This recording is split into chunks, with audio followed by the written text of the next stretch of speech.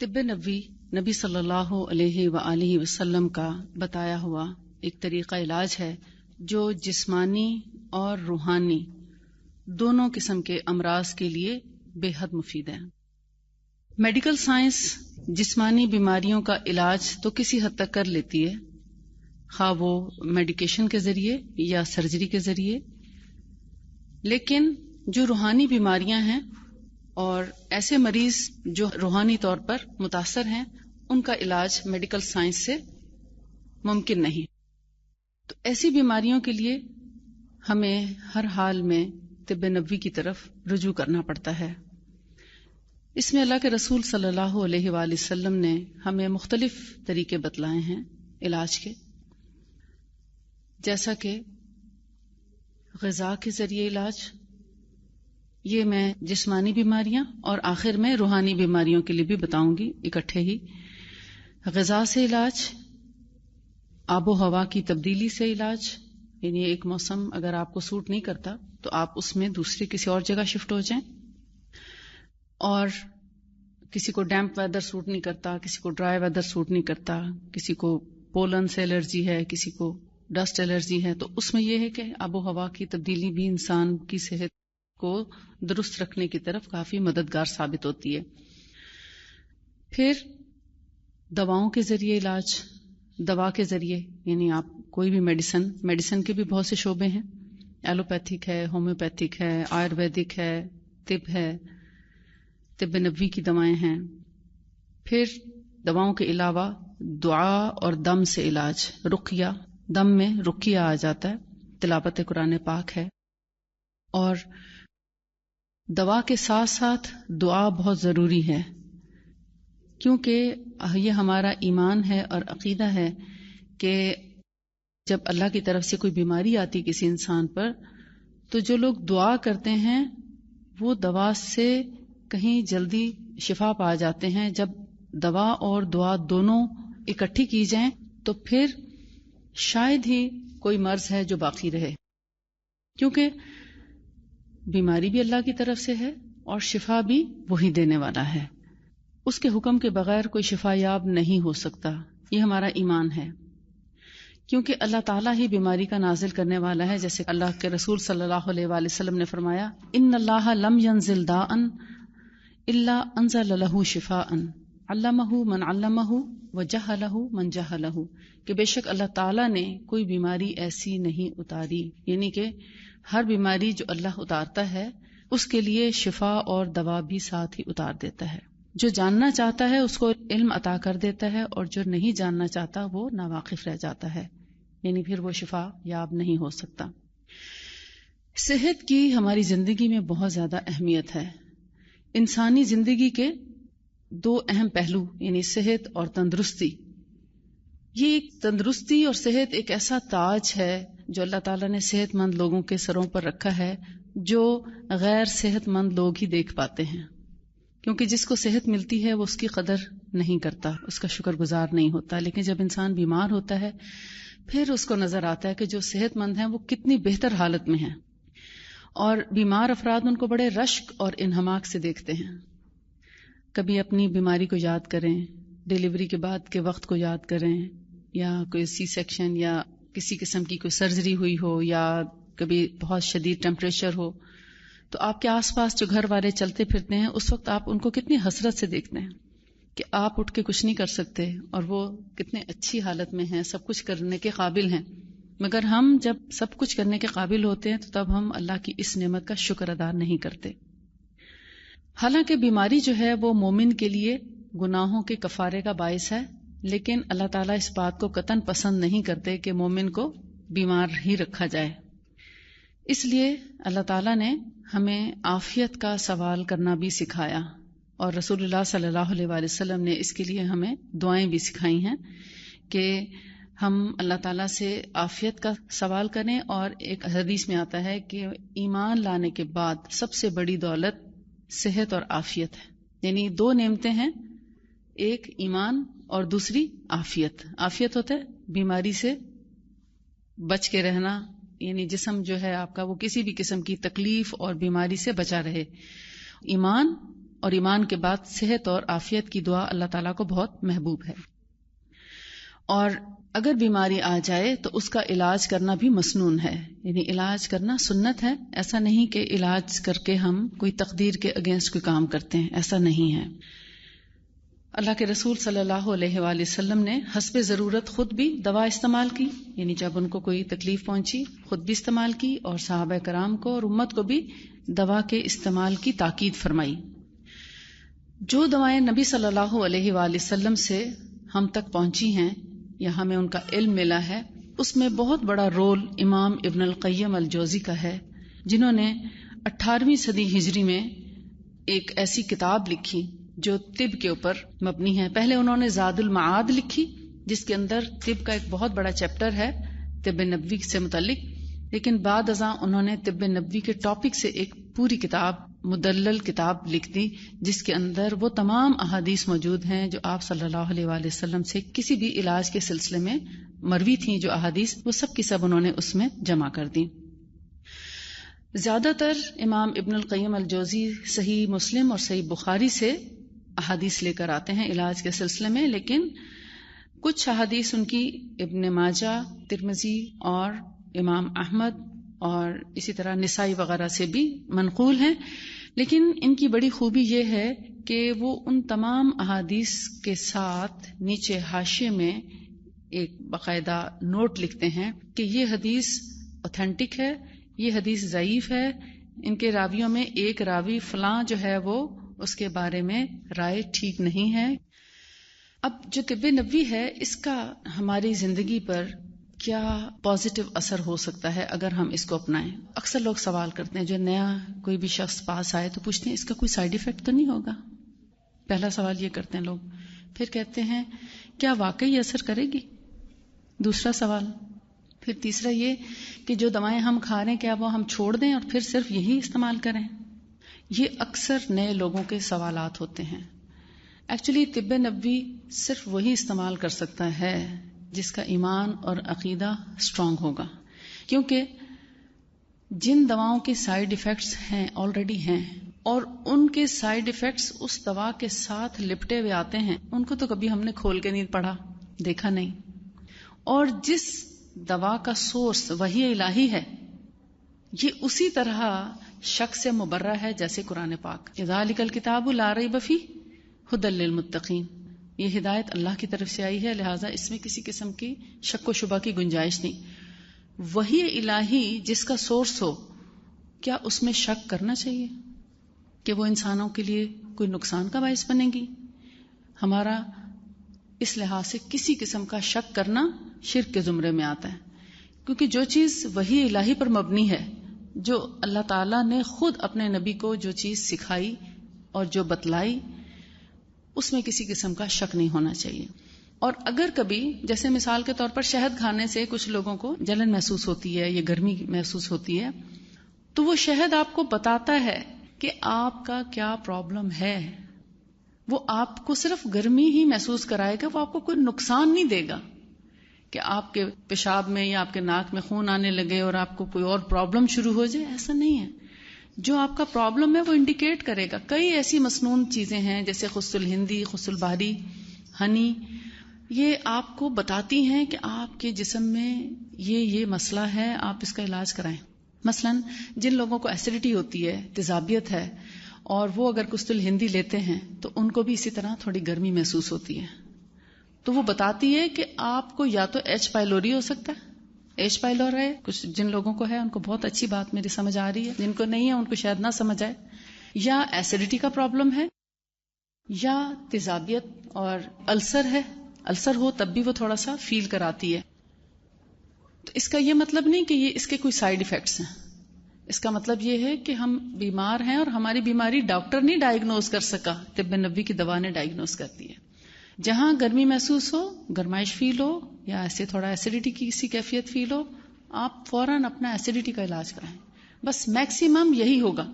ہاں اگر کنجیشن بہت زیادہ ہے، اس کے لیے آپ نے شہد یا خس الہندی یا بحری کا استعمال کیا اور اس میں آپ کو وامٹ آ گئی، تو وہ بیماری نہیں ہے، اس نے استفراغ کیا ہے، اس نے ڈیٹاکس کیا ہے. ابھی 2 ہفتے پہلے میرے ملتان میں اسی طرح کلاس تھی، تو وہاں 2 دن ریگولر کلاس تھی. تو اس کا یہ فائدہ ہوتا ہے کہ مثلا آج آپ نے جو چیزیں سنی، کل آپ کے ذہن میں جو سوال اٹھیں گے آپ کو اس کا جواب مل جائے گا. یا جو چیزیں آج آپ لے کر گئے اس میں کسی چیز کے بارے میں آپ کو کوئی ڈاؤٹ ہوا کہ سمجھ نہیں آئی کہ اس کو کیسے استعمال کرنا تھا، کس طریقے سے، یہ کس بیماری کے لیے، نیکسٹ ڈے آپ کو سوال میں اس کی سمجھ آ جاتی ہے، اس کو بہت اچھا ایکسپلین کر دیتے ہیں. تو اسی طرح وہ ایک دن میں نے جو کچھ ان کو قسط الہندی کے بارے میں بتایا کہ کنجیشن اور سینے کے تمام امراض جیسے گلے کی خرابی، ماؤتھ السر اور تھائرائڈ، اور اس کے علاوہ برونکیول نمونیا، برونکائٹس، برونکیکٹسس، پلیورسی، کنجیشن، کاف، اس کا بہت اچھا علاج ہے. ایون ٹی بی کا بھی، ٹی بی میں بھی یہ بہت ہیلپ فل ہے قسط الہندی، کیونکہ یہ سارے کا سارا بلغم اکھاڑ کے باہر پھینکتی. تو جب انہوں نے سنا تو ان کے بچے کو بہت شدید کنجیشن اور کھانسی تھی. انہوں نے اپنے بچے کو دیا تو اس نے کافی بڑی وامٹ کر دی. تو کہتی میں نے جب اس کو دی 2-3 دفعہ میں اس نے اچھی خاصی وامٹ کی، لیکن اس کے بعد پھر وہ سکون سے سو گیا اور صبح تک سوتا رہا، ایک دفعہ بھی نہیں کھانسا. تو وہ بتا رہی تھی ایک سادہ سے لفظوں میں کہ تقریباً آدھے لوٹے جتنا اس نے ریشہ اگل دیا. اب وہ ریشہ تھا، لنگز میں کھجلی ہوتی تھی، اس سے کھانسی ہوتی تھی، کھانسی کا علاج نہیں ہو پا رہا تھا، لہٰذا وہ بلغم اس کو تنگ کرتا تھا. ہر سانس کے ساتھ وہ اوپر نیچے جب ہوتا ہے تو کھانسی اٹھتی. وہ جب سارا اس نے اگل دیا تو ایک رات میں کھانسی کا آرام آ گیا. کوئی اور ہوتا تو وہ کہتا ہے قسط الہندی سے الٹیاں ہوتی ہیں، یعنی وامٹ شروع ہوگی، میں تو نہیں آئندہ دوں گی کیونکہ اس سے وامٹس ہوتی ہیں. اس نے اس بات کو سمجھا ہی نہیں، انڈرسٹینڈ ہی نہیں کیا کہ اس نے تو ڈیٹاکس کیا. نبی صلی اللہ علیہ وآلہ وسلم نے جتنے علاج بتائے ہیں اس میں آپ نے فرمایا سب سے اچھا علاج یہ ہے کہ جسم کے اندر سے ٹاکسنس نکال دیے جائیں، باڈی کو ڈیٹاکس کیا جائے. استفراغ، حدیث میں جو لفظ استعمال ہوا ہے اس کے لیے، ڈیٹاکس کے لیے استفراغ، عربی میں سے استفراغ بولتے ہیں، یعنی جسم سے گندے مادے اور جو ٹاکسنس ہیں ان کو ریموو کر دینا اور ان کے بدلے جسم کے اندر ایسی صالح خوراک کا استعمال کرنا کہ پھر سے وہ ٹاکسنس دوبارہ نہ بنے. اور جسم کو ہلانا جلانا، موومنٹ کرنا، کچھ نہ کچھ واک کرنا، کچھ نہ کچھ یعنی ہلکی پھلکی ایکسرسائز کرنا کہ ہمارے بیٹھے بیٹھے جوڑوں میں ٹاکسنس جمع ہو جاتے ہیں جن کا نکالنا ضروری ہے. جب انسان اتنا کمزور ہو جائے، لاغر ہو جائے یا اتنا بوڑھا ہو جائے کہ وہ زیادہ چل پھر نہیں سکتا، بعض اوقات آپ دیکھتے ہیں کہ جب زیادہ ایج کے لوگ ہو جائیں تو وہ زیادہ موومنٹس نہیں کر سکتے بلکہ ان کو سہارا دے کے چلانا پڑتا ہے. تو ایسے میں وہ اپنے ٹاکسنس کیسے ریموو کر سکتے ہیں؟ پھر کسی نہ کسی ایسی دوا کی ضرورت پڑتی ہے جو ڈیٹاکس کرنے والی ہو. تو مسنون جتنی بھی دوائیں ہیں تقریباً سب کی سبھی ڈیٹاکس کرنے والی ہیں. کوئی ہلکی قسم کی ہے، کوئی میڈیم ہے، کوئی بہت اسٹرانگ ہے. یہ سنت علاج ہے. آج سائنس کتنا اس بات پر زور دے رہی ہے کہ ڈیٹاکسیفیکیشن کی جائے، اور جتنے یعنی نیچروپیتھس جو ہیں وہ اس بات پر بہت زیادہ ایمفیسائز کرتے ہوئے نظر آتے ہیں کہ جی آپ اپنی باڈی کو ڈی ٹاکس کریں، کیونکہ دراصل ہمارے جسم کے اندر وہ گندے مادے ہوتے ہیں، وہ ٹاکسنز ہوتے ہیں جو ہمیں بیمار کرتے ہیں. تو بہتر ہے آپ ان گندے مادوں کا اخراج کریں تاکہ آپ کا جسم ان سے پاک ہو کر ایک صحت مند زندگی کی طرف بڑھے. تو یہ تو ہمیں 1400 سال پہلے ہی آپ صلی اللہ علیہ وآلہ وسلم نے فرما دیا تھا، مگر ہم ان کے ان الفاظ کو سمجھے نہیں یا کسی نے سمجھایا نہیں کہ استفراغ کا مطلب دراصل ڈیٹاکس کرنا ہی ہے. اب جب وہ ریشہ اگل دیتی ہے قسط الہندی، اس کے بعد نہ کھانسی رہتی ہے نہ کنجیشن. اب دیکھیں نبی صلی اللہ علیہ وآلہ وسلم نے ایک حرب کے بارے میں فرمایا جس کا نام ہے قسط الہندی. اس کے بارے میں آپ نے فرمایا کہ 7 اشفیہ یعنی 7 شفائیں ہیں اس کے اندر. ان 7 شفاؤں کا میں آپ کو تذکرہ کر دیتی ہوں، لیکن میں نے جو اپنی پریکٹیکل لائف میں، اپنی کلینکل پریکٹس میں جو اس کو استعمال کیا اور ان کو مزید اور جن بیماریوں میں انہی اعضاء سے ریلیٹڈ جن بیماریوں میں استعمال کر کے اس سے 100% یا 101% ریزلٹس لیے ہیں، وہ بھی میں آپ کو انشاءاللہ بتاتی ہوں، تاکہ کیونکہ تجربات کی بنیاد پر جب بات کی جائے تو پھر انسان کو زیادہ اچھا سمجھ آتا ہے. لیکن اگر آپ کو صرف تھیوری بتاتے جائیں کہ یہ چیز مینشن ہے، اس کو لینا چاہیے، یہ نہیں پتا کہ کس طریقے سے لینا چاہیے اور کس بیماری میں کیسے لینا چاہیے، تو آپ اس سے بھرپور فائدہ نہیں اٹھا سکتے.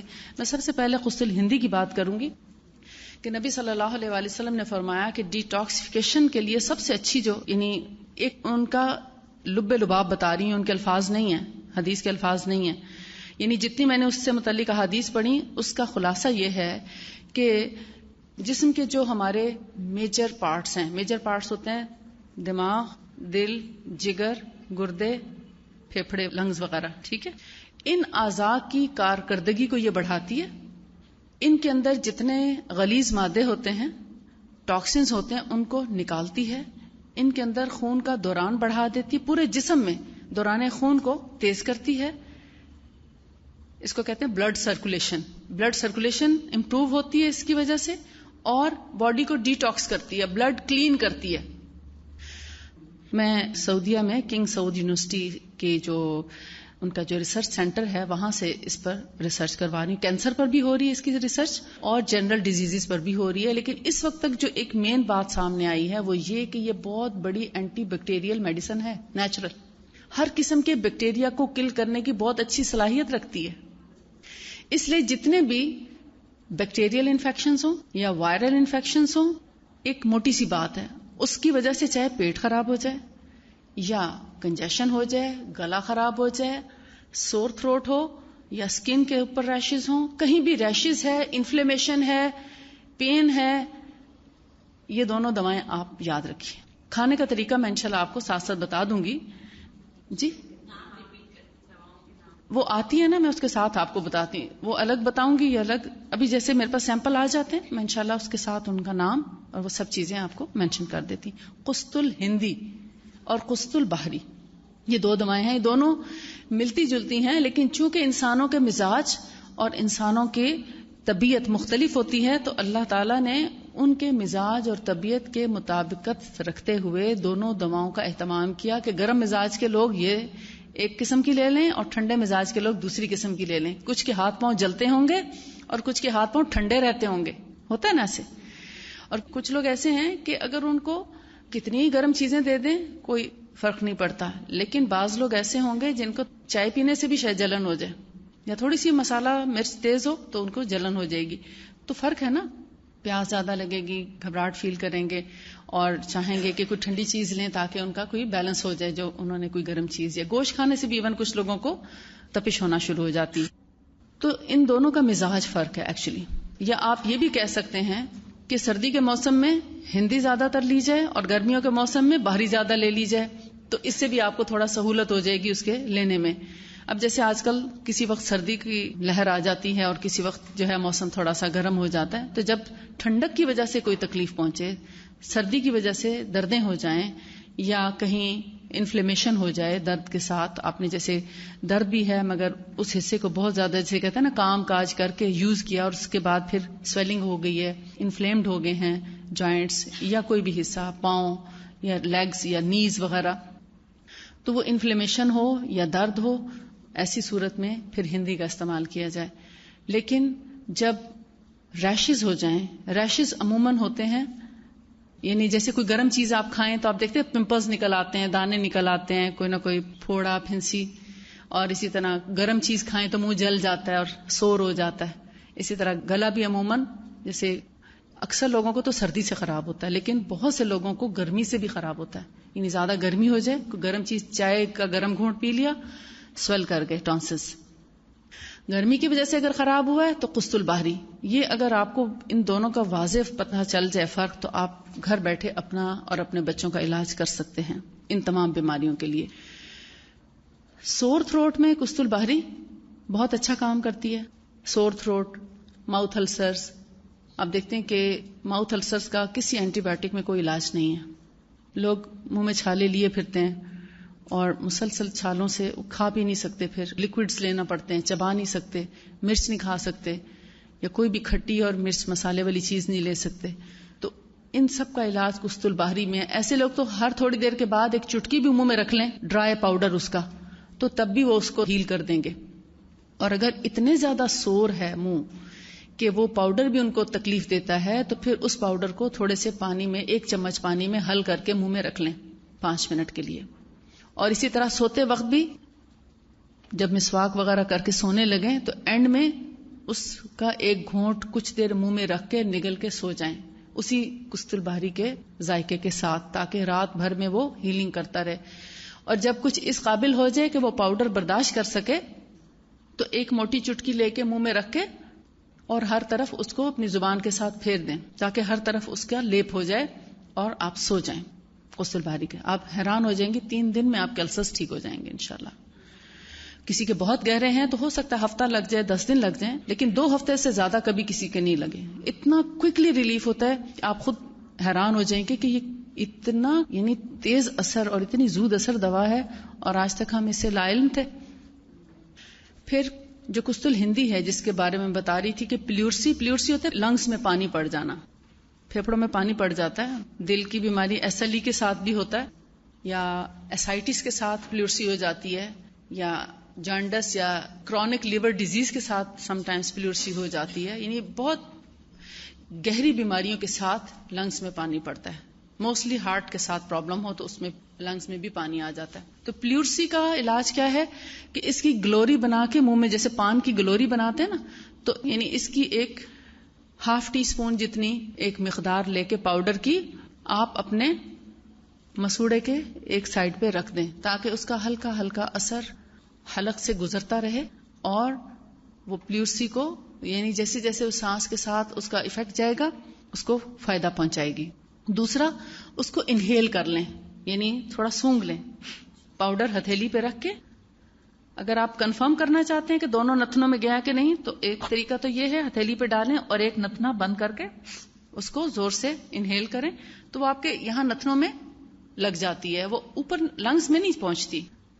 پھر اسی طرح دوسری طرف سے پریس کر کے اور اس طرف سے سونگیں اور یہ اس نتنے میں بھی لگ جائے گی. یہ انہیلر کا کام کرتی ہے. تو جن لوگوں کو ایستھما ہو, پلیورسی ہو, بہت زیادہ کنجیشن ہو, نمونیا ہو, تو یہ ناک میں اس طرح انہیل ضرور کرائیں. چھوٹے بچے سونگ نہیں سکتے تو ان کو تھوڑا سا پاؤڈر یہاں نتنوں پہ لگا دیں. ایسے جب آپ لگا دیں گے تو وہ جو ان کے سانس کے ساتھ اس کا اسمیل ہی اندر جائے گی, اسی سے ان کو شفا ہو جائے گی انشاءاللہ. اور ساتھ میں کھانے یا پینے کے لیے بھی ان کو دی جائے کستل ہندی. کستل ہندی ان چیزوں کے لیے, کیونکہ یہ بڑی ڈیپتھ میں جانے والی, آپ لنگز ہیں نا, اندر تھیلیاں ہیں ہماری ایک قسم کی ہوا کی تھیلیاں, بالکل جسم سے ایک الگ سے ایک چیز اندر لٹک رہی ہے, تو وہاں تک اینٹی بایوٹک بھی اتنی جلدی اثر نہیں کرتی. پلیورسی کا بھی کیا حل نکالا ہے کہ وہ لنگ سے پانی نکالتے ہیں, اور اگر بہت زیادہ انفیکشن ہو جائے, پھوڑے جن کو برونکیکٹسس بولتے ہیں, اس کا علاج بھی آپ صلی اللہ علیہ وسلم نے فرمایا کستل ہندی میں ہے. ڈاکٹرز اتنا پارٹ لنگس کا کاٹ دیتے ہیں اور باقی لنگ کو سی دیتے ہیں, لیکن کستل ہندی کا یہی عمل سونگنا اور منہ میں گلوری رکھنا, اور کسی وقت اس کا کہوہ بنا کے یا کہوے کے بغیر عام نارمل, گرمی کا موسم ہو تو نارمل پانی میں پئیں, سردی کا موسم ہو تو گرم پانی میں بھی پی سکتے ہیں تاکہ اس کا ایفیکٹ آپ کی چھاتی تک پہنچے. اور پھر آپ دیکھیں گے ایستھما, پلیورسی اور لنگ سے متعلق جتنے پرابلمس ہیں, ریشہ ہے, کنجیشن ہے, کنجسٹڈ کاف ہے, ان سب میں یہی طریقہ بہترین ہے کہ اس کو سونگا بھی جائے اور اس کے منہ میں گلوری بھی رکھی جائے اور اس کو پیا بھی جائے. 3 طریقے اس کے بتا رہی ہوں کیونکہ یہ لنگس سے ریلیٹڈ ہے. لنگس میں اتنی جلدی دوا کا اثر نہیں پہنچتا جب تک کہ آپ ہر اس کے طریقے سے نہ آزما لیں. اب ہے ٹانسلائٹس, گلے کی خرابی, ٹانسز پھول جائیں, گلٹیاں بن جائیں گلے میں, اور پھر اس کے ساتھ ہم اس کا کیسے علاج کریں. تو آپ صلی اللہ علیہ وسلم نے لوزتین یا ٹانسلائٹس کے لیے اس کا جو طریقہ فرمایا وہ یہ کہ کستل باہری کو, یعنی اگر گرمی سے ہیں تو کستل باہری استعمال کریں گے, اور اگر سردی سے گلا خراب ہوا ہے تو کستل ہندی استعمال کریں گے.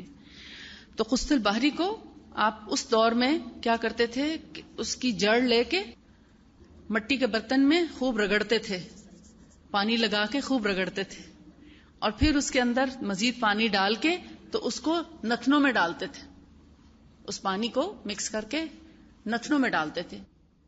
یہ ہندی ہے, ڈارک کلر کی جو ہے نا ہندی ہے, جو سردی کے موسم میں بھی استعمال کرتے ہیں, اور شدید بیماریوں میں, گردے کے فیل ہونے میں, گردوں کی بیماری, پتھری ہو, انفلیمیشن ہو, گردے کا انفیکشن ہو, ہائیڈرونیفروسس ہو جائے, پیشاب بند ہو جائے, پیشاب کا نہیں آ رہا, تو اس میں یہ ہندی ہی کام کرے گی. UTI کا پرابلم ہو تب بھی یہ ہندی کام کرے گی.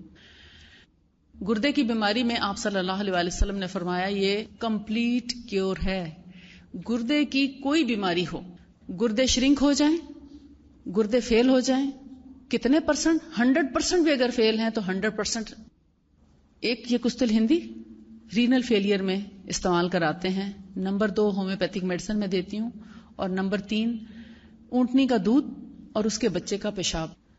یہ جو اونٹنی کا دودھ اور بچے کا پیشاب ہے یہ آپ صلی اللہ علیہ وآلہ وسلم ہی کی ریکمنڈیشن ہے. یہ بخاری کی حدیث ہے جس میں اونٹنی کا دودھ اور پیشاب کا ذکر ہے, جہاں آپ نے اسائٹس کہتے ہیں استسقاء, باب استسقاء میں اگر آپ پڑھیں بخاری میں تو آپ کو وہ حدیث مل جائے گی. کافی لمبی حدیث ہے جس میں آپ نے ایک قبیلے کا ذکر کیا کہ اس کے لوگ کچھ آئے مدینہ میں اور ان کو پیٹ میں پانی پڑ گیا اور وہ بیمار ہوئے, تو آپ نے فرمایا کہ ان کو زکوٰۃ میں آئی ہوئی اونٹنیوں کا دودھ اور ان کا پیشاب بھی اس دودھ میں ملا کر پلایا جائے.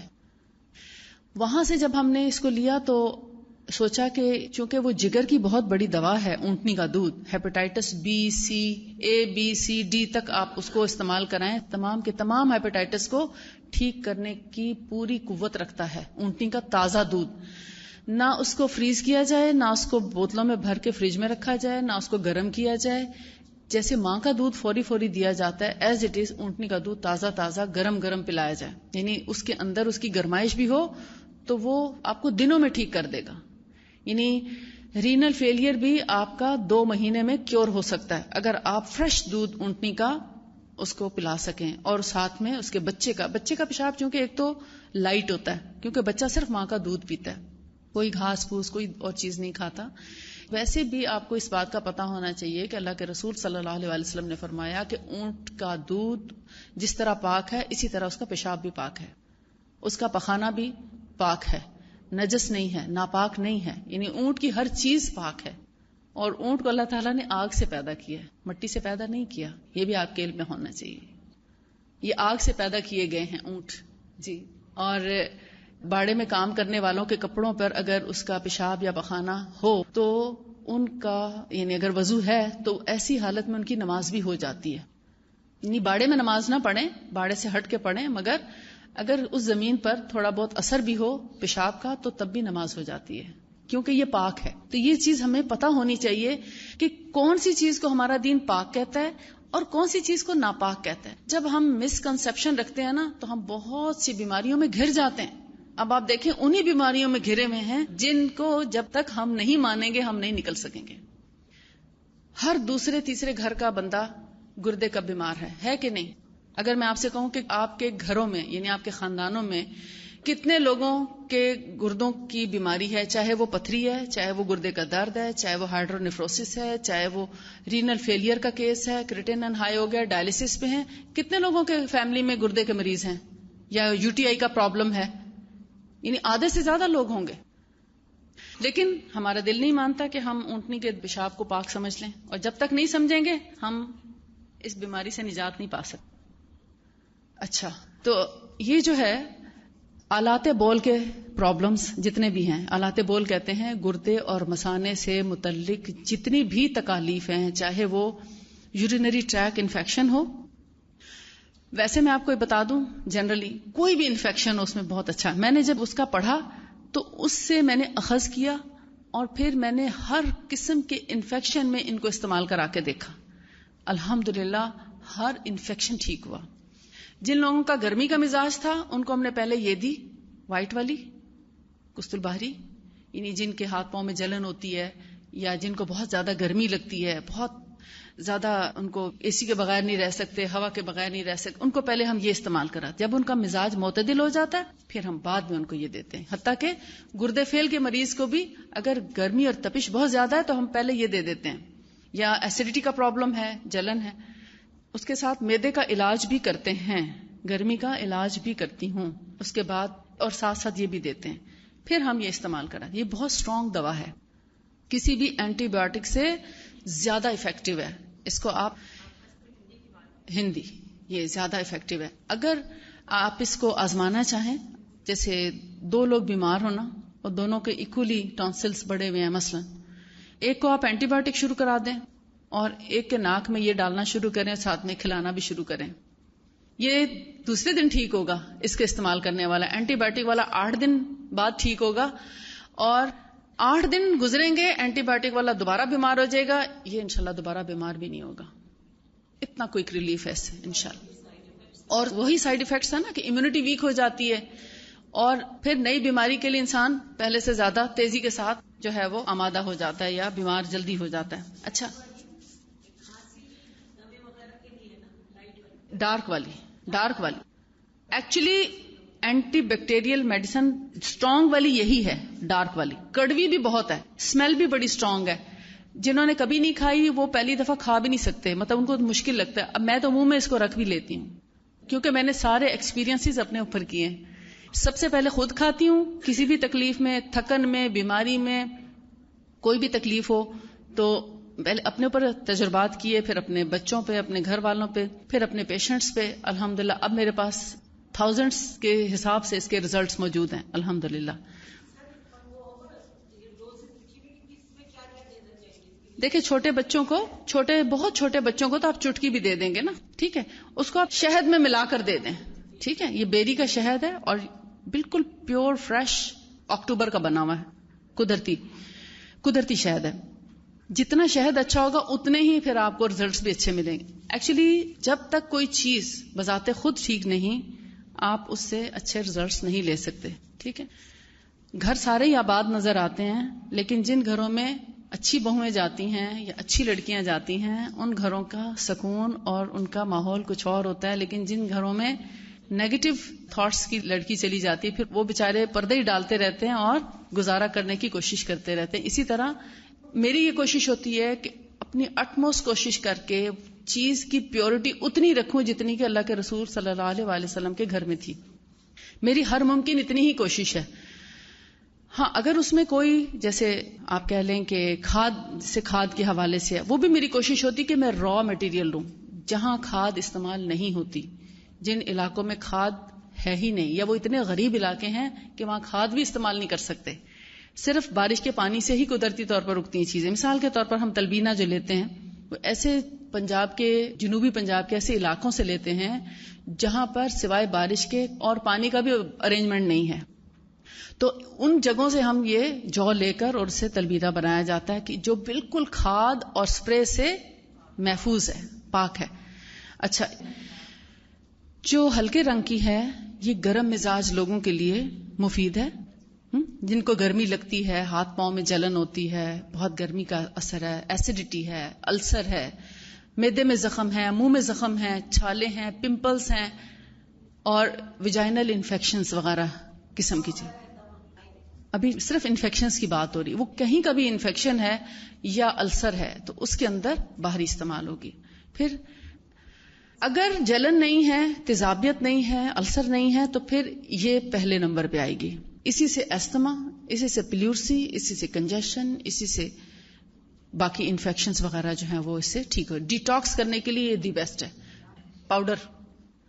اور دوسرا اگر شوگر نہیں ہے تو شہد میں ملا کر بھی لے سکتے ہیں, اور اگر شوگر ہے تو سادہ لیں پانی کے ساتھ, سردیوں میں گرم پانی کے ساتھ اور گرمیوں میں عام روم ٹیمپریچر پانی کے ساتھ لیں. اور طریقہ یہ ہے جیسے جسم میں اگر دردیں ہیں, خاص طور پہ تھکن ہے, فٹیک ہے, آپ کہتے ہیں مجھ سے اٹھا نہیں جاتا, بیٹھا نہیں جاتا, کام نہیں کیا جاتا, جو میں چاہتی ہوں میں کروں وہ میں کر نہیں سکتی, تو ایسے میں اس کی 1 چائے کی چمچ ایڈلٹس کے لیے, آپ سب لوگوں کے لیے 1 چائے کی چمچ سیدھی کر کے, پلین کر کے اوپر سے لیول ٹی سپون 1 گھونٹ پانی میں ڈال دیں, رات کو مکس کر کے رکھ دیں, اور صبح خالی پیٹ اس کو بھلے نماز سے پہلے ہی لے لیں, کیونکہ اگر نماز سے پہلے لیں گے تو یہ کینسر کی بھی بہت بڑی دوا بن جاتی ہے, پھر یہ کینسر میں بھی ہیلپ کرتی ہے.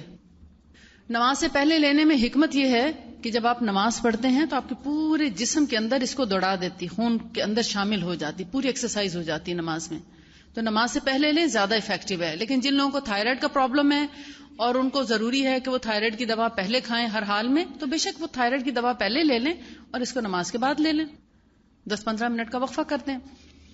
1 T spoon level T spoon رات کو سونے سے پہلے بھگو دیں اور صبح میں نماز سے پہلے پی لیں. اور اس کے بعد 1 گلاس پانی پینا ضرور ہے, یہ ضروری ہے 1 گلاس پانی پینا. ہاں رینل فیلئر کے جو پیشنٹس ہیں وہ 1 گلاس نہ پئیں, وہ اگر زمزم ملا ہوا پانی ہے تو آدھا گلاس پی لیں. زمزم کے بغیر رینل فیلئر کے پیشنٹس کو پانی نہ دیں ورنہ وہ ڈائجسٹ نہیں کر سکیں گے. جتنے گردے فیل کے مریض ہیں وہ زمزم ملا پانی ضرور پیا کریں, کیونکہ جب پانی میں زمزم مل جاتا ہے تو گردوں کو کام کم کرنا پڑتا ہے. زمزم گردوں میں نہیں جاتا، ڈائریکٹ خون میں شامل ہو جاتا ہے، اس لیے گردوں پہ بوجھ نہیں پڑتا پانی کا. گردوں کو پانی کی صفائی نہیں کرنی پڑتی. جب زمزم خالص پیا جائے تو اور بھی زیادہ افیکٹو ہو جاتا ہے. لیکن جس پانی میں شامل ہو اس کو بھی یہ بڑا ڈومینیٹنگ پراپرٹیز رکھتا ہے زمزم، اس پانی کو اپنے جیسا کر لیتا ہے. لہذا زمزم ملا پانی دیں جن کے گردوں کا مسئلہ ہو. اب رات کو 1 گھونٹ بھگو کے صبح 1 گھونٹ پی کے اور اس کے بعد 1 گلاس نارمل روٹین کے لوگ جو ہیں وہ پئیں گے. ٹھیک ہے، آپ تھک گئے ہیں، آپ نے زیادہ واک کر لی، آپ زیادہ مہمان آئے تھے، تھک گئے، تو ایسی صورت میں بھی کبھی اس کو آزما کے دیکھیں، آپ کی واقعی دردیں، تھکن، سب انفلیمیشن ٹھیک ہو جائے گی انشاءاللہ. کبھی 1 خوراک سے، کبھی 3 خوراک سے، یعنی دوسرے دن تیسرے دن. اور آرتھرائٹس کے مریض اگر اس کو لے رہے ہیں یا ہارمونل پرابلمس میں بھی یہ بہت افیکٹو ہے، تو اس کا طریقہ یہ ہے کہ دوا پورے 1 مہینہ لے کر 5 سے 6 دن کے لیے چھوڑ دیں. اسی طریقے سے لیتے رہیں. آرتھرائٹس میں یا کرونک ڈیزیز میں، جیسے گردے فیل کا مریض ہے یا اس کو یعنی لنگس کا کوئی پرابلم ہے مثلا، جس کو ریگولر بیسس، بے اولاد جوڑے جن کی اولاد نہیں ہو رہی، اس پہ بھی ہم نے اس کو آزما کے دیکھا، اس میں بھی الحمدللہ ہمیں 99% ریزلٹس ملے اس کے. بے اولادی کا مرض کا اس کے اندر بہت اچھا علاج ہے. مینسٹرل پرابلمس، جتنے بھی مینسز کے مسائل ہیں، مینسز کم آ رہے ہیں، زیادہ آ رہے ہیں، نہیں آتے، بالکل ہی ختم ہو گئے ہیں، بالکل ہی بند نہیں ہوتے، استحاضہ کا مسئلہ ہے، جاتے ہی نہیں، بھلے کوئی بھی پرابلم ہے مینسز سے ریلیٹڈ، آپ اس کو مستقل لیتے رہیں. 1 مہینہ لینے کے بعد 5 سے 6 دن کے لیے اس کو ڈراپ کر دیں اور پھر اس کے بعد دوبارہ سے 1 مہینہ لیں اور پھر 5-6 دن کے لیے چھوڑ دیا کریں. اسی طرح آپ کم از کم 3 مہینے تک لیں، کم از کم 3 مہینے. پھر اگر ضرورت ہو 1 مہینہ یا 2 مہینہ اور مزید لی جا سکتی ہے. اب جن کو مینسز ہوتے ہیں، مثلا کم ہوتے ہیں فرض کریں، یا 10 کی بجائے 15 دن تک ہوتے ہیں فرض کریں، تو جس دن مینسز سے فارغ ہوں، مینسز والوں کے لیے کہ جس دن مینسز سے فارغ ہوں اس دن چھوڑا کریں. مینسز کے دوران لیتے رہیں، لیکن جس دن نہائیں اس دن 5-6 دن کے لیے چھوڑ دیں اس کے بعد، اور پھر 5-6 دن کے بعد، تاکہ ہارمونز خود سے اپنا کام کرنے کی عادت ڈالیں، اور پھر 5-6 دن کے بعد اس کو دوبارہ سے نئے سرے سے شروع کر لیں. ڈیٹ لکھ لیا کریں اور ڈیٹ کے مطابق شروع کر لیا کریں. یہ ہے اس کا روٹین میں پینے کا طریقہ. گلے کی خرابی میں جب تک گلا ٹھیک ہو جائے اس کو استعمال کریں، چاہے 3 دن یا 8 دن یا 10 دن، ڈیپینڈ کرتا ہے. کسی کے پس پڑی ہوتی ہے، بہت بڑی غاریں بن جاتی ہیں گلوں میں، ٹانسس میں بہت بڑے بڑے، تو 15 دن سے زیادہ اس کی کبھی ضرورت پڑی نہیں، اس کو ناک میں پانی میں ملا کر ڈالنے میں اور یا پھر اس کو کھانے میں. تھائرائیڈ کے پیشنٹس بھی اسی طرح اس کو لیں گے، رات کو بھگوئیں گے اور صبح پئیں گے، لیکن سوتے وقت ضرور اس کی 1 چٹکی منہ میں رکھ کے سویا کریں تاکہ حلق میں اس کا ایفیکٹ رہے. میرا خیال ہے اس کی اب کافی حد تک سمجھ آ گئی ہوگی آپ کو. جی، ٹی اسپون بتایا میں نے، ٹیبل اسپون کا نام نہیں لیا. 1 گھونٹ پانی بتایا، کیونکہ یہ بہت کڑوی ہے، زیادہ پانی آپ پی نہیں سکیں گے. 1 گھونٹ تو آپ جلدی سے نگل لیتے ہیں نا، لیکن 1 گھونٹ سے زیادہ ہوگا تو آپ 1 گلاس لے کے بیٹھے رہیں گے، سارا دن بھی ختم نہیں ہوگا آپ سے. تو 1 گھونٹ جلدی سے اندر کریں، اوپر سے سادہ 1 گلاس پانی پی لیا کریں. یہ سب سے آسان طریقہ ہے. پھر ہے سائنوسائٹس. سائنوسائٹس سمجھتے ہیں آپ؟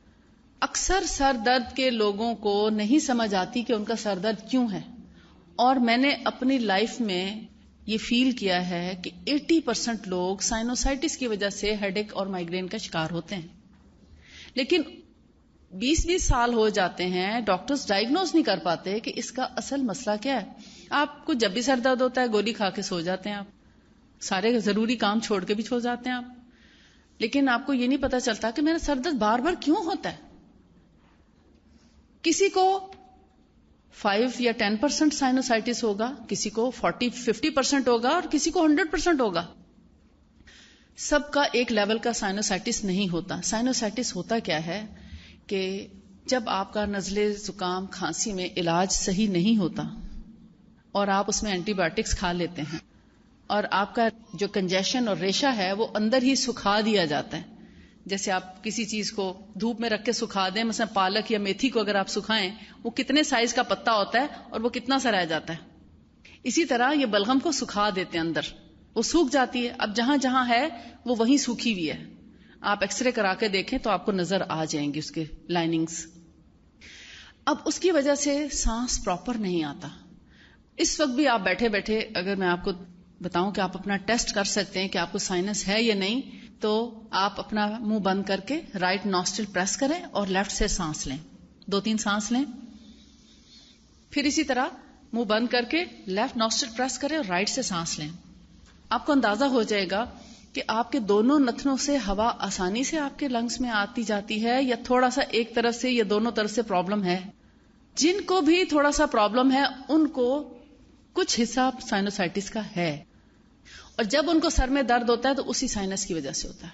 ٹھیک، اس کا سنت میں کمپلیٹ کیور ہے. آپ اس کا علاج 1 مہینے سے لے کے 1.25 مہینے میں کمپلیٹ کر سکتے ہیں. اور اس کا طریقہ کیا ہے؟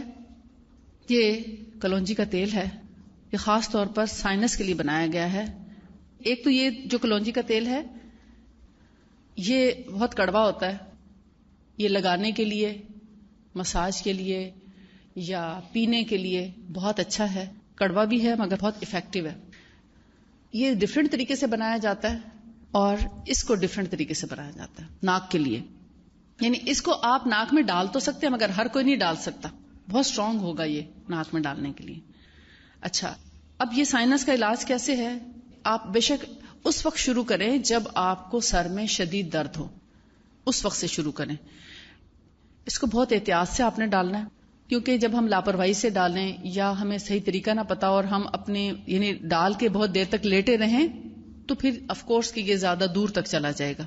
بہتر یہ ہے کہ یا تو آپ کرسی کی بیک پہ ٹیک لگا لیں اس طریقے سے کہ آپ کے نتنے اوپر کی طرف ہو جائیں، اور یا پھر آپ لیٹ کے ڈال لیں. ٹھیک ہے، لیٹنے سے ذرا آپ کے جو ناک کے سوراخ ہیں اوپر کی طرف ہو جاتے ہیں، اور سر کو تھوڑا پیچھے کی طرف کرتے ہوئے اس کو ہاف ڈراپر جو ہے اس کو فل کریں اور پہلے رائٹ نوسٹرل میں ڈالیں. ٹھیک، اس کو مکمل خالی کر دیں اور پھر ہاف ڈراپر لے کے لیفٹ نوسٹرل میں ڈال دیں. ٹھیک، ایک رائٹ میں ڈالیں پھر لیفٹ میں ڈال کے، اب یہ اکثر یہاں پر آ جاتا ہے، آئل نتنوں میں ہی رہ جاتا ہے. تو اس کا طریقہ یہ ہے کہ آپ نتنوں کو تھوڑا سا پریس کریں تاکہ آئل جو ہے وہ اوپر کی طرف جائے، کیونکہ سم ٹائمز پالپس ہوتے ہیں ناک میں. پالپس آپ سمجھتے ہیں؟ یہاں پر کچھ غدود جو ہیں لٹک رہے ہوتے ہیں ناک کے اندر، تو اس کی وجہ سے وہ اوپر نہیں جاتا. یہ اس کو حلق میں آنا چاہیے، گلے میں آنا چاہیے، نہ کہ دماغ کی طرف چڑھے. ٹھیک، تو اس کو ایسے طریقے سے مسل دیں تاکہ یہ حلق میں آتا ہوا فیل ہو. جیسے ہی آپ کے حلق میں ایک ڈراپ بھی آئے اس کا تو آپ اٹھ کے بیٹھ جائیں. اس میں تقریباً 1 منٹ لگتا ہے یا کبھی 1.25 منٹ لگتا ہے، اس سے زیادہ ٹائم نہیں لیٹنا چاہیے. پھر آپ اٹھ کے بیٹھ جائیں اور جو ہاتھ کو تیل لگے اس کو آپ باہر کی طرف بھی لگا دیں تو آپ کے یہ سائنس کی جو انفلیمیشن ہے وہ بھی ختم ہو جائے گی. انشاءاللہ ہیڈ ایک فوری طور پر ریلیز ہو جائے گا. مائگرین ہو، ہیڈ ایک ہو تو روزانہ جن کو سائنس ہے وہ ڈیلی بیسس پہ ڈالیں، اور جب آپ کا سائنس ٹھیک ہو جائے تو چھوڑنے سے پہلے پھر اپنا ٹیسٹ کیجئے کہ اب دونوں نتنے کلیئر ہیں کہ نہیں. کیونکہ کسی کا پرابلم زیادہ ہوگا تو اس کو ہو سکتا ہے 1-2 ہفتے یا 15-20 دن مزید اور ڈالنے کی ضرورت ہو، یا شاید 1 مہینہ اور ڈالنے کی ضرورت ہو. تو وہ اپنا پہلے چیک کر لیں. اگر تو دونوں طرف سے ناک بالکل کھل چکی ہے، سانس کلیئر ہو گیا ہے، تو پھر تو آپ اس کو چھوڑ دیں. بعض دفعہ پالپس ہوتے ہیں، پالپس کو بھی یہ اچھا خاصا شرنک کر دیتا ہے. یہ جو غدود لٹک رہے ہوتے ہیں نا ناک میں، یہ اس کو بھی شرنک کرنے کی صلاحیت رکھتا ہے، حتیٰ کہ ناک کی جو ٹیڑھی ہڈی ہے اس کو بھی کافی حد تک سیدھا کر دیتا ہے. انفلیمڈ ہو کے ہڈی ایکچولی پالپ ہوتا ہے، اور ادھر سے بچہ یا بڑا بار بار اس کو نا اریٹیشن ہوتی تو ایسے کرتے رہتے، کرتے کرتے ان کی ہڈی ایک طرف سے اندر والی جو سینٹر والی ہڈی ہے بالکل ٹیڑھی ایک طرف لگ جاتی ہے. بظاہر نہیں نظر آ رہا ہوتا کہ ہڈی ٹیڑھی ہے، لیکن وہ ان سائڈ جو مڈل ہڈی ہے نا، یہ والی بون، یہ ٹیڑھی ہو چکی ہوتی ہے. تو جب آپ اس کے ڈراپس ایسے لوگوں کو ڈیلی بیسس پہ ڈالیں، پالپ شرنک ہوتا جائے گا، ہڈی کی انفلیمیشن کم ہوتی جائے گی. ہڈی والوں کو ذرا یہ زیادہ 3 مہینے تک بھی ڈالنے پڑ سکتے ہیں، لیکن جن لوگوں کو سائنوسائٹس ہے، ہلکا پھلکا ہے، تو وہ 2 سے 3 ہفتے میں یا مہینے کے اندر بھی ٹھیک ہو سکتے ہیں. لیکن جن کا پرابلم زیادہ ہے ان کو ہو سکتا ہے 2 مہینے لگ جائیں. تو ڈیپینڈ کرتا ہے آپ کو کتنا سیویئر پرابلم ہے. ہاں البتہ جب کبھی ہیڈ ایک ہو، کسی کو سائنس نہیں بھی ہے، تب بھی اگر یہ ڈالیں تو انشاءاللہ ہیڈ ایک کا بھی یہ بہت اچھا علاج ہے. اس کے علاوہ شہد کے بارے میں آپ سب جانتے ہیں کہ اللہ کے رسول صلی اللہ علیہ وسلم نے اس کو بہترین علاج فرمایا. آپ نے فرمایا تم جتنے علاج کراتے ہو سب سے اچھا علاج شہد، قسط اور حجامہ، یعنی ان کو بہترین علاج کہا، شہد کو بہترین علاج فرمایا، اور ہجامہ کو بہترین علاج فرمایا، کیونکہ ہجامہ بھی بیسیکلی ڈیٹاکس کرتا ہے. ڈیٹاکس آپ سمجھتے ہیں نا، جیسے میں نے استفراغ کا بتایا کہ جسم سے گندے مادوں کو باہر نکال دیتا ہے، بلڈ سرکولیشن اس سے امپروو ہوتی ہے. جو چیزیں میں نے قسط الہندی کے بارے میں بتائی ہیں وہ سب کی سب ہجامہ بھی کرتا ہے. ہیڈ ایک، مائگرینس، فروزن شولڈر، شیٹک پین، کمر درد، بیک ایک، ٹانگوں کا درد، گھٹنوں کا درد، ایڑی کا درد اور کلائی کا درد، یا یہ جو ٹینائٹس، یہ جو درد ہو جاتا ہے بیٹھنے سے اس طرح، اور بھلے کیسا بھی کوئی درد ہے، ہر قسم کے دردوں کے لیے ہجامہ بہت مفید علاج ہے. پھر ایسیڈیٹی اور السرز اور ان چیزوں کے لیے بھی، کیونکہ یہ بلڈ سرکولیشن کراتا ہے. پمپلز، ایکنی، جہاں کہیں گندے مادے ہوں گے ان سب کو نکال کے باہر پھینکتا ہے اور بلڈ سرکولیشن کرا کے وہ جگہ ایسی صاف ہو جاتی ہے جیسے آپ فرش کو دھو کے صاف کرتے ہیں. وہ پوری کلیننگ کر دیتا ہے آپ کی. وہاں جب کچھ کچرا رہتا ہے نہیں تو وہ سب چیز صاف ہو جاتی ہے. جن کے ایکنی پمپلز وغیرہ ہوتے ہیں ہم ایکنی کے اوپر لگاتے ہیں اور وہ وہیں سے اسی وقت سارا گندگی باہر آ جاتی ہے اور اس کے بعد ہفتے کے اندر اندر چہرہ بالکل صاف ہو جاتا ہے. نہ وہ ہجامہ کے داغ رہتے ہیں اور نہ ہی جو ہے وہ پمپلز. ہاں معدے کا مسئلہ ہے اگر تو اس کے لیے پھر اگر جلن ہے تو قسط البحری استعمال کریں، اور اگر ویسے انڈائجیشن کا پرابلم ہے یا ایسیڈیٹی ہے تو اس کا علاج کرنا چاہیے تاکہ معدہ ٹھیک ہوگا تو آپ کی باقی جلد بھی ٹھیک ہوگی. اگر معدہ ٹھیک نہیں ہے تو وہ جو کچھ اس کے اندر جائے گا وہ سب غذا کو بھی جلا کے رکھ دے گا، اور جلی ہوئی غذا جب مختلف حصوں میں جائے گی تو وہ آپ کی سکن کو بھی ڈسکلریشن آ جائے گی سکن پر، اور آپ کا جو ہیلدی لک ہے وہ نہیں آئے گی.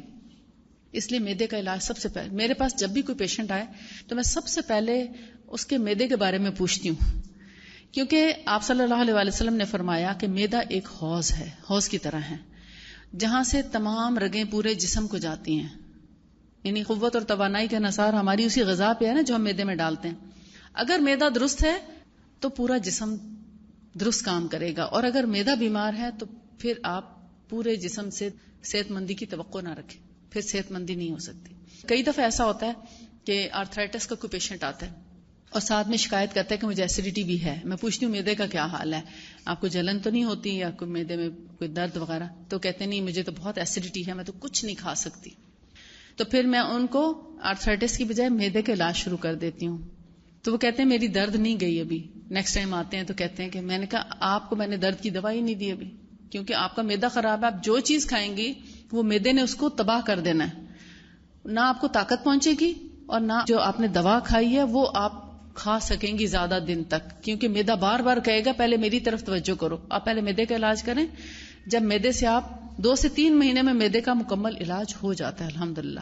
جب معدہ ٹھیک ہو جائے گا پھر آپ چاہے آرتھرائٹس کا علاج کرائیں، ہارمونز کا علاج کرائیں، پیریڈز irregular ہیں یا کوئی اور ایسی چیز ہے اس کا علاج کرائیں، انشاءاللہ بالکل درست ہو جائے گا. اس کے علاوہ یہ جو قسط الہندی اور باہری کا میں نے آپ کو بتایا تھا کہ یہ انفرٹیلٹی، یعنی جن لوگوں کے ہاں ایگز پروڈکشن نہیں ہے یا جن لوگوں کے ایگز امیچیور ہوتے ہیں اور اس کی وجہ سے میل یا فیمیل انفرٹائل ہوتے ہیں، ان کے ہاں بچے نہیں ہو سکتے، مردوں میں ایزوسپرمیا یا دوسری اسی قسم کی پرابلمز ہیں، اسپرم کاؤنٹ لو ہے، تو اس سب میں قسط الہندی بہت افیکٹو ہے. یہ ہم مردوں کو بھی دیتے ہیں، عورتوں کو بھی دیتے ہیں. اور اس طرح ایک اور چیز ہے، اس میں ساری چیزیں تو پوری نہیں آئیں. یہ جو بلیک سیڈ آئل ہے لیڈیز کے لیے اسپیشلی بتا دیتی ہوں. ویسے تو یہ دانت درد ہو یا کان درد، جسم میں کہیں پہ بھی درد ہو افیکٹو ہے، لیکن خاص طور پر خواتین کے لیے جیسے ویجائنل انفیکشنز ہیں، ویجائنل انفیکشن ہو یا ویجائنل ایچنگ ہو، لیگوریا کا پرابلم ہو، اور یا پھر یہ کہ اسمیل جن کو بہت آتی ہے، ایسے تمام پرابلمز میں یہ جو بلیک سیڈ آئل ہے اس کو انسرٹ بھی کیا جا سکتا ہے، ویجائنا میں انسرٹ کیا جا سکتا ہے. یعنی سرنج لے کے اس کی پن اتار دیں اور اس کے اندر تقریباً 1 ٹی اسپون جتنا اس کے اندر انسرٹ کریں، اس کے اندر اس کو جذب کریں اور پھر ویجائنا میں اس کو لگا دیں بالکل رات کو سوتے وقت، تاکہ اس کے بعد آپ اٹھیں نہیں بیڈ سے. ساری رات جب یہ ان سائڈ رہے گا تو انشاءاللہ آپ کا ہر قسم کا انفیکشن، PID کا پرابلم، پیلوک انفلیمیٹری ڈیزیز یا ایچنگ کا مسئلہ ہو، یا اس کے علاوہ یہ جو یسٹ انفیکشنز ہو جاتے ہیں، ان سب میں یہ بہت افیکٹو ہے. 8 سے 10 دنوں میں یا میکسیمم 2 ہفتے میں بالکل ختم ہو جاتا ہے. اور جن کو ویسے ایچنگ کا پرابلم ہے تو ان کو صرف الٹے ہاتھ سے اس کو بس تھوڑا سا لگا بھی دیں تو اس سے بھی کافی ریلیف ہو جائے گا انشاءاللہ. دانت میں درد ہے تو روئی اس میں بھگو کے، تھوڑی سی روئی لے کے اس کے اندر بلیک سیڈ آئل لے کے مسوڑے پہ لگا کے اور اس جگہ دانت کی درد کی جگہ پہ رکھ دیں، 2 سے 3 منٹ میں درد ٹھیک ہو جاتا ہے. آپ اتنے ڈاکٹرز کے پاس بھاگتے ہیں، اتنی مہنگی مہنگی فیسیں دیتے ہیں اور پھر اس کے بعد وہ ایک لمبے ٹریٹمنٹ میں آپ کو ڈال دیتے ہیں. تو اگر آپ اسی کو لگا دیں 5 سے 10 منٹ کے لیے بھی وہ روئی اندر رہ جائے تو کافی ہے. اس کے بعد جیسی درد ٹھیک ہو اس کو نکال دیں. کبھی ایسا ہوتا ہے کہ آپ کو دیر سے پتا چلتا ہے کہ یہ بھی کوئی دوا ہے دانت درد کی، اور آپ اس کو بہت دیر سے استعمال کرنا شروع کرتے ہیں، تب تک خاصی پس پڑ چکی ہے اور وہ جو ہے وہ خراب ہو چکا ہے. تو ایسے میں قسط البحری بھی اس جگہ لگائی جا سکتی ہے، یا اس سے کلی کی جا سکتی ہے. قسط البحری کی منہ میں رکھ کے تھوڑا سا پانی لے کے اور اسی جگہ پہ لگائیں تاکہ وہ انفلیمیشن اور انفیکشن اس کا باہر نکالے. اور پھر اس کے بعد جب وہ قسط البحری والا یعنی وہ ختم ہو جائے دور، تو پھر آپ اس کے اندر بلیک سیڈ آئل کا جو ہے وہ اگر اس کو گاز پہ لگا کے رکھیں تو زیادہ اچھا ہے. روئی کی بجائے جو پٹی بینڈیج کرنے والی ہوتی ہے نا، بینڈیج گاز کی جو بینڈیج ہوتی ہے، اس کا اگر آپ پیس کاٹ کے اور اس کے اندر بھگو کے رکھیں تو زیادہ اچھا رہے گا. کیونکہ روئی بعض اوقات زیادہ انفیکشن کرتی ہے، اس کے ذرات جب رہ جاتے ہیں تو وہ زیادہ گرم ہونے کی وجہ سے بھی وہ پھول جاتا ہے مسوڑا. تو بہتر ہے گاز کو کاٹ کے اس کو ڈپ کر کے اس میں اور پھر دانت میں رکھا جائے، دانت کا درد ٹھیک ہو جائے گا انشاءاللہ. پھر نبی صلی اللہ علیہ وآلہ وسلم نے سرکے کو بہت پسند فرمایا، خاص طور پہ انگوری سرکہ یعنی گریپ ونیگر. ویسے تو آپ کو ایپل سیڈر اور نہ جانے کون کون سے ونیگر جو ہیں مارکیٹ میں ملیں گے، لیکن جو خاصیت انگوری سرکے کی ہے، جو انگور سے بنا ہوا ہے، اس کا کوئی توڑ نہیں ہے یا اس کی کوئی مثال نہیں ہے. کیونکہ انگور خود، جس کا ذکر قرآن پاک میں بھی ہوا ہے، ہمارے دل کی فلیکسیبلٹی کے لیے، ہارٹ فلیکسیبلٹی اور ہمارے مسلز کی فلیکسیبلٹی، اس کے علاوہ ہمارے جو وینز کا جو سسٹم ہے اس کی فلیکسیبلٹی کے لیے یہ بہت امپورٹنٹ ہے. پھر یہ باڈی کو ڈیٹاکس بھی کرتا ہے. اب دیکھیں، اب ساری چیزیں آلموسٹ ڈیٹاکس کرنے والی ہیں.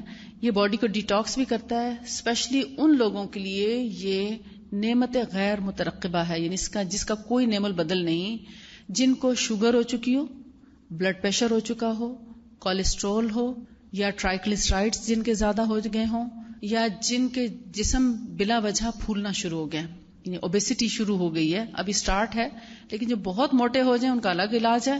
لیکن جو ہلکے پھلکے، جن کے جسے مینوپاز میں آ کے جیسے مینسز بند ہوتے ہیں تو پھر خواتین کا وزن تھوڑا بڑھنے لگتا ہے، وہ کم بھی کر دیں کھانا پھر بھی وزن جو ہے وہ بڑھتا چلا جاتا ہے. تو ایسے حالت میں اس کا استعمال بہت مفید ہے. بہت سے لوگوں کی یہ تمام پرابلمز اس سے ٹھیک بھی ہوئی ہیں، لیکن ہم یہ ضرور کہتے ہیں کہ جو دوائیں آپ کھا رہے ہیں وہ ابھی آپ کھاتے رہیں، ان کو چھوڑیں نہیں. جب آپ کا بلڈ پریشر ڈاؤن ہونے لگے یا شوگر کم آنے لگے یا کولیسٹرول لیول پہ آ جائے تو پھر ڈاکٹر کے مشورے سے دوا کو کم کریں. خود سے کوئی دوا بند نہ کریں، آہستہ آہستہ، یعنی شروع میں مثلا 1 مہینہ دونوں چیزیں لیتے رہیں، اس کو بھی شروع کر لیں اور جو دوا کھا رہے ہیں وہ بھی لیتے رہیں. مہینے کے اینڈ میں جب آپ ٹیسٹ کراتے ہیں تو آپ کو لگتا ہے کہ لیولز کافی کم ہو گئے ہیں. مثلا جو لوگ انسولین لگوا رہے ہیں، انسولین پہ ہیں شوگر کے لیے، تو وہ دیکھیں گے کہ ان کو اب اتنے یونٹس کی ضرورت نہیں رہی جتنا کہ وہ پہلے یونٹس لگاتے تھے انسولین کے. تو پھر ڈاکٹر کے مشورے سے اپنے یونٹس کم کریں صبح یا شام میں سے. اور اسی طرح دوا میں سے بھی بلڈ پریشر کی ہو یا شوگر کی ہو، کوئی سی بھی دوا، وہ ڈاکٹر کے مشورے سے آپ کم کریں گے، ٹھیک ہے. لیکن وہ تبھی کم کریں گے جب آپ کے ٹیسٹ جو ہیں اس کے اندر لیولز کم آئیں گے. اس کا طریقہ یہ ہے، 3 ٹیبل سپون، 3 کھانے کے چمچ، 3 table spoon, 1 glass body temperature پانی. نہیں بدلتا رہتا ہے نا روم ٹیمپریچر، تو کبھی اے سی والا روم ہے تو کبھی گرم ہے، کوئی ٹھنڈا ہے، کوئی کیسا ہے، لیکن باڈی ٹیمپریچر ایک رہتا ہے. تو اس لیے باڈی ٹیمپریچر کے برابر، یعنی جتنا آپ کا جسم آپ کو ہاتھ لگانے سے گرم محسوس ہوتا ہے اتنا ہی پانی کو بھی محسوس ہونا چاہیے گرم، ٹھیک. اتنے پانی میں آپ اس کو ڈال کے پئیں. ٹھنڈا پانی نہ ہو، نہ فریج کا پانی ہو نہ مٹکے کا، بلکہ باڈی ٹیمپریچر کے. اگر ٹھنڈا ہے پانی تو اس کو تھوڑا سا گرم کر لیں، لوک وارم سا کر لیں، بس اتنا جتنا کہ ہمارا جسم کا ٹیمپریچر ہوتا ہے. تو اس میں 3 ٹیبل سپون ایڈ کریں اور صبح سویرے اس کو 1 گلاس پانی کو پی جائیں. ونیگر والے 3 ٹیبل اسپون ملا کے. اب اس کے بعد کچھ لوگوں کو کھٹاس محسوس ہوگی گلے میں، اس کا بھی حل بتا دوں، کیونکہ کچھ لوگوں کو الرجی ہوتی ہے کھٹی چیز سے. تو پھر ایسے لوگ آدھا گلاس پانی سادہ، وہ بھی باڈی ٹیمپریچر کے مطابق وہ پی لیں، تاکہ گلے میں کسی قسم کی کوئی کھٹاس نہ رہے، کہ ایک علاج کرتے ہوئے آپ کسی دوسری بیماری کا شکار نہ ہوں. کیونکہ کھٹاس سے اگر آپ کو الرجی ہے تو آف کورس وہ آپ کو گلے میں خراش محسوس ہونا شروع ہوگی. تو اس کا علاج یہ کہ اسی وقت آپ اس کو سادہ پانی پی لیں. اس کے بعد اس کا کوئی حرج نہیں، پانی اگر آپ 2 گلاس بھی پی لیں صبح تو کوئی فرق نہیں پڑتا. ٹھیک ہے.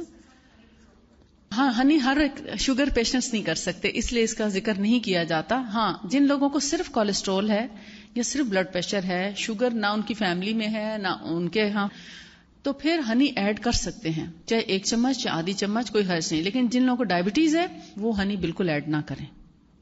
جب وہ ٹھیک ہو جائیں بعد میں کرنا چاہیں تو پھر آہستہ آہستہ شروع کریں، فی الحال نہیں. اچھا، یہ جو کسل ہندی ہے یہ شوگر کو بھی بہت اچھا ہیلپ کرتی ہے، شوگر کے ٹھیک ہونے میں بھی بہت مددگار ہے یہ. پھر اگین وہی بات کہ دوائیں ایک دم سے نہیں چھوڑتے. ٹھیک ہے. اچھا، اس کے ساتھ ہم تلبینہ ضرور ریکمینڈ کرتے ہیں، یعنی جن لوگوں کو کولیسٹرول ہو، کیونکہ جو تلبینہ ہے یہ اینٹی کولیسٹرول ہے، کولیسٹرول کا بہترین علاج ہے، ہائی فائبر فوڈ ہے.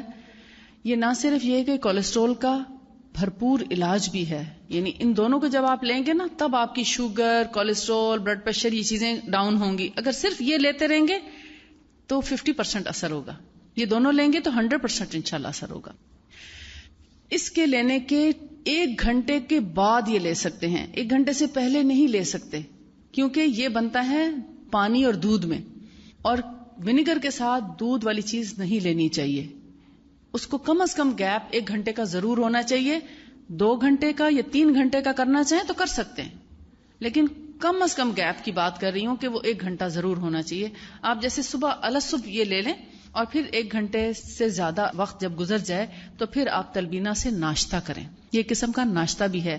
یہ وہ علاج ہے جو علاج بالغذا بھی ہے، علاج بالدوا بھی ہے. یہ دوا کا بھی کام کرتا ہے، شفا کا کام بھی کرتا ہے اور غذا کا کام بھی کرتا ہے. چھوٹے معصوم بچوں کا جب 4 مہینے کے بعد بچے 5ویں مہینے میں جائیں تو ان کا یہ بہت اچھی غذا بھی ہے. آپ پہلی سالڈ فوڈ اس سے شروع کریں، لیکن شروع کے 1 ہفتہ میں ان کو بس صرف چٹائیں، تھوڑا تھوڑا چٹا دیا، اپنے لیے بنائیں اور ان کو تھوڑا سا تالو پہ لگا دیا کریں. کوئی بھی چیز جو چھوٹے بچوں کی، یعنی 4-5 مہینے کے بچوں کو جب آپ شروع کرائیں تو کبھی بھی پیالی بھر کے ان کو کوئی چیز نہ کھلائیں. شروع میں 1 مہینہ تک ان کو آہستہ آہستہ ان کی فوڈ 2 سے 3 چمچ تک لے کر جائیں. بس پورا 1 مہینے کے بعد آپ ان کو 2 سے 3 چمچ کوئی چیز دے سکتے ہیں. شروع میں آپ صرف چٹائیں گے اور پھر اس کے بعد یعنی 1 ہفتے میں 1 چمچ پر لے کر آئیں. وہ میں آپ کو بتاتی تھی، کیونکہ یہ حفاظتی اقدام کرنا بہت ضروری ہے. ابھی 3-4 دن پہلے ابھی میں دبئی سے ہی آ رہی ہوں اور دبئی میں خاتون ملی تو کہنے لگی کہ میری بچی تھی چھوٹی سی، تو ہمارے گھر میں شہد لگا ہوا تھا تو وہاں سے اپنے سامنے اتروایا تو ہم نے سوچا کہ یہ تو بہت اچھی نعمت ہے، بڑی چیز ہے، اور پہلی بچی تھی ان کی. انہوں نے سوچا کہ ہم اپنی پیدا ہونے والی بچی کو ہی کھلائیں گے. اب وہ پیالی رکھی ہے شہد کی بھری ہوئی اور ہر کوئی آتے جاتے اس میں سے اس کو چمچ کھلا رہا ہے. یہ پہلے مہینے کی بات ہے بچی کے پیدا ہونے کے. اس کو ایسی الرجی ہوئی، یعنی جیسے وہ ریئیکشن کیا نا باڈی نے، وہ جو اس کے خون کے اندر کی جو گندگی تھی وہ سب اگل دی جسم نے، خارش، الرجی، پتہ نہیں کیا کچھ. کیوں؟ Excess of everything is bad. اس لیے چیز کے استعمال کا درست طریقہ پتا ہونا چاہیے، ورنہ آپ اچھی چیز سے بھی نقصان اٹھا سکتے ہیں. اس چیز میں نقصان نہیں ہے، اس کی زیادتی نے نقصان کیا. اصل میں چیزیں تو ساری اچھی ہیں مگر وہ جو زیادتی ہو گئی تو اب دیکھیں سردی اگر ایک حد سے زیادہ ہو جائے تو نقصان دیتی ہے، گرمی اگر حد سے زیادہ سن سٹروک ہو سکتا ہے، ہیٹ سٹروک ہو جاتا ہے. تو کوئی بھی چیز، وہی کھانا جو روٹین میں آپ کھاتے ہیں اگر آپ ایک لمٹ سے زیادہ کھا لیتے ہیں اسی سے آپ کو وامٹ اور ڈائریا شروع ہو جاتا ہے. اور اگر آپ ایک لمٹ میں کھاتے رہتے ہیں تو آپ کو کچھ بھی نہیں، بہت فائدہ ملتا ہے. لہٰذا ہر چیز ایک لمٹ میں. اب اس کا طریقہ یہ ہے، 2 ٹیبل سپون اس پاؤڈر کے ایک عام انسان کے لیے، جیسے ہم لوگ یہاں بیٹھے ہیں، ہمارے لیے 2 کھانے کے چمچ، آدھا کپ پانی. مثلا اگر فرض کریں اس کو ہم 1 کپ سمجھ لیں تو آدھا کپ پانی لیں، اس کے اندر آپ 2 چمچے اس کے مکس کر لیں، پھر آدھا کپ اس میں دودھ بھی ایڈ کر لیں. اگر کسی کو دودھ سے الرجی ہے تو وہ صرف پانی میں بھی اس کو بنا سکتا ہے. ٹھیک ہے. کچھ لوگوں کو ڈیری پروڈکٹ سے الرجی ہوتی ہے بہرحال. تو اس کو آدھا کپ دودھ اور آدھا کپ پانی میں حل کر لیں, اور اگر شوگر ہے تو سادہ پکائیں, ڈائبٹیز ہے تو ایز اٹ از پکا دیں. اگر ڈائبٹیز نہیں ہے تو دوسرے لوگوں کے لیے بتا رہی ہوں جن کو شوگر نہیں ہے, اس میں 1 سے 3 کھجوریں کاٹ کے ڈال دیں. 1 سے 3 کھجوریں, یعنی اگر بہت بڑی کھجور ہے تو 1 بھی کافی ہے, اور اگر تھوڑا سائز چھوٹا ہے تو 3 کھجوریں لے لیں. بہت ہی چھوٹا ہے تو 5 سے 7 بھی ڈال سکتے ہیں, لیکن 3 کھجوریں مناسب میٹھا کر دیتی ہیں. گٹھلی نکال دیں اور اس کے چھوٹے چھوٹے پیس کر کے اسی کے ساتھ ڈال کے پھر چولہے پہ چڑھائیں, اور اس کو میڈیم ہیٹ پہ رکھیں, یعنی درمیانی آنچ پہ رکھیں, نہ بہت کم نہ بہت زیادہ. اور بیچ میں جیسے کسٹرڈ پکاتے ہوئے تھوڑا بہت آپ چمچ ہلاتے ہیں, اسی طرح اس کو بھی ہلانا پڑتا ہے. 5 سے 7 منٹ میں یہ تیار ہو جاتا ہے. جو بچے یا بڑے اس طرح کھانا پسند کریں تو ایز اٹ از ان کو پیالے میں ڈال کے دے دیں. اور اگر چونکہ یہ کچھ دانے دار ہوتا ہے تو اگر ان کیس ان کو, جیسے بہت سے بچے نہیں پسند کرتے نئی چیز, ان کو جیسے بچے بیمار ہیں, کسی کو ٹائیفائڈ ہے یا کسی کو خدا نخواستہ کوئی بخار آ رہا ہے کافی دنوں سے, یا کوئی اور بیمار ہے گھر میں, بوڑھے بڑے جیسے بھی, یا زچہ ہے اس کے لیے, کیونکہ یہ ماں کا دودھ بھی بہت اچھا بڑھاتا ہے, ہارمونس پہ بھی اس کا اچھا ایفیکٹ ہے. وائٹامن بی اور B12 اس کے اندر خوب پایا جاتا ہے, جس کی وجہ سے ہر بیماری میں یہ فائدہ مند ہے. آپ صلی اللہ علیہ وسلم ہر مریض کو یہ ریکمینڈ کیا کرتے تھے. تو اس کو بلینڈ بھی کر کے دے سکتے ہیں پیشنٹ کو, یعنی جو بچے بہت تنگ کریں کہ نہیں مجھے یہ دانا منہ میں آتا ہے, مجھے اچھا نہیں لگتا, مجھے اس کا ٹیسٹ اچھا نہیں لگتا, تو ان کے لیے کیا ہے کہ آپ اس کو تھوڑا سا ذرا گرمائش اس کی کم ہو جائے تو بلینڈر میں ڈال دیں, ملک شیکر میں, اور اس کو تھوڑا سا 1 منٹ کے لیے بلینڈ کر کے اس کو دے دیں. بہت اچھا شیک یا اسموودی کی طرح ایک چیز تیار ہو جاتی ہے اور بہت مزیدار بنتا ہے. یعنی بچے پھر خود ڈیمانڈ کرتے ہیں, اور چھوٹے بچوں کو بھی ایسے کر کے آپ دے سکتے ہیں تاکہ وہ اچھے سے مکس ہو جائے. اسی طرح کچھ لوگ جو بالکل میٹھا نہیں پسند کرتے یا جن کو دودھ میں بالکل مافک نہیں آتا, تو وہ یخنی میں بھی اس کو بنا سکتے ہیں. 1 کپ یخنی لیں اور اسی یخنی میں اس کو ذرا, یخنی کو تھوڑا ٹھنڈا ہونا چاہیے, یا الگ سے پانی میں بھی تھوڑا سا اس کو مکس کر کے تو یخنی میں ملا کر اس کو 2-4 ابال دے دیں, اور پھر اس کو بھی اسی طرح بلینڈ کر دیں. یخنی والا بھی بلینڈ کر سکتے ہیں, اور بلینڈ کرتے وقت آپ ایسا بھی کر سکتے ہیں کہ جس گوشت کی آپ نے یخنی بنائی, ہڈی اور گوشت کی, اس میں سے تھوڑی سی بوٹیاں لے کے وہ بھی اسی میں ڈال دیں اور اس کو بلینڈ کر دیں. وہ بڑا اچھا گاڑا گاڑا اسموودی کی طرح نمکین بہت مزے کا تیار ہو جاتا ہے. تو کبھی جیسے صبح میں اگر آپ میٹھا بنا رہے ہیں چھوٹے بچوں کے لیے تو شام میں نمکین بنا کے دے سکتے. ریشو یہی ہوگا. اگر آپ کم مقدار میں کرنا چاہتے ہیں تو اسی حساب سے پھر آپ مثلا اگر آپ 1 چمچ بنانا چاہ رہے ہیں تو اس کو آدھے کپ کی بجائے 1/4 کپ کر لیں, اور اگر آپ اس سے بھی آدھی چمچ پہ لانا چاہ رہے ہیں اسی ریشو سے آپ پانی اور دودھ کی مقدار یا یخنی کی مقدار کم کر دیں, تو وہ تھوڑی سی بھی چیز آپ بنا سکتے ہیں. پانی ڈالنا ہے جی, پانی کے بغیر یہ نہیں کام کرے گا. اور ایک تو اس کو کھجور کے ساتھ بناتے ہیں, دوسرا یہ کہ آپ پھیکا اس کو پکا لیں اور نیچے اتار کے اس میں پھر پیور ہنی ڈال کے کھا لیں, وہ بھی ایک طریقہ ہے. کبھی کبھار اس کا ٹیسٹ اگر آپ چینج کرنا چاہیں, یعنی ہوتا ہے کہ کوئی اور جیسے اخروٹ کا تھوڑا سا ڈال دیا, یا کبھی بادام چھیل کے ڈال دیں اپنا فلیور چینج کرنے کے لیے. کبھی بنانا بھی چھوٹے بچوں کو مکس کر کے دے سکتے ہیں, تھوڑا سا 1-2 پیس اس کے بھی, یعنی اس سے فلیور چینج ہو جائے گا اور اس کو تھوڑی تھوڑی نیوٹریشن بھی ہر چیز کی مل جائے گی. لیکن جو بیسک چیز ہے بیمار کے لیے وہ وہی ہے, دودھ اور پانی میں مکس کر کے مریض کو کھلانا. اور یہ جو گوشت والی یخنی ہے اس میں کبھی کبھی آپ کدو بھی ڈال دیں, کیونکہ بچے ویسے تو کدو کھاتے نہیں اور ضروری ہے ان کے لیے. آپ اس میں جب بلینڈ کر دیں گے بلینڈر میں, ان کو پتہ بھی نہیں چلے گا اس میں کدو ہے بھی یا نہیں. گاجر ہے, کدو ہے, اور کتنی ایسی سبزیاں ہیں, ٹنڈے ہیں, فروٹس ڈال دیں, سبزی ڈال دیں. جو بچے کچھ نہیں کھاتے ان کو آپ اسی میں اس کی اسموودی بنا کے دے دیں. سبزیوں کی بنا کے دے سکتے ہیں. اور اسی طرح چکندر ہے, چکندر کو آپ جو ہے وہ تھوڑا سا ایسا کر سکتے ہیں کہ ثابت چکندر کو 2-3 ابال دے دیں اور پھر اس میں سے کچھ حصہ لے کے اسی کے ساتھ بلینڈ کر دیں, تو بھی اس میں بھی اس کو بہت, یعنی کم از کم خون بنے گا اس کا تازہ. آئرن اور HB لو جن کا کم ہوتا ہے HB, ان کو بہت فائدہ دیتا ہے چکندر. بیماری کے بعد رہ جانے والی کمزوری کے لیے بھی چکندر بہت اچھا ہے. چکندر کا ویسے سیلڈ بھی کھایا کریں, آپ کو خون کی کبھی کمی نہیں ہوگی, ڈیفیشنسی نہیں ہوگی. کدو کش کر کے چکندر کچا ہی کر لیں. اگر کسی کو معدے کا کوئی مسئلہ نہیں ہے تو نارمل جو لوگ ہیں وہ ایسے بغیر کچھ اس کو چھیلے بغیر بھی یعنی اس کے بس اوپر سے اچھے سے دھو لیں اور اس کے بعد اس کو کدوکش کر لیں. ایک سیب بھی کدوکش کر لیں. ان دونوں کو مکس کر کے, اگر کسی کو کھٹے سے الرجی ہے, جیسے گلا, کوئی لوگ لیمو نہیں لے سکتے, ونیگر نہیں لے سکتے, تو کچھ بھی نہ ڈالیں, ایسی کھا لیں. اور اگر لیمو سے الرجی نہیں ہے تو ایک لیمن اوپر نچوڑ کے کھائیں, بہت مزے کا سیلڈ تیار ہوتا ہے, بہت ہی خوبصورت بھی لگتا ہے اور بہت یعنی ٹیسٹی بھی ہے اور صحت مند بھی ہے.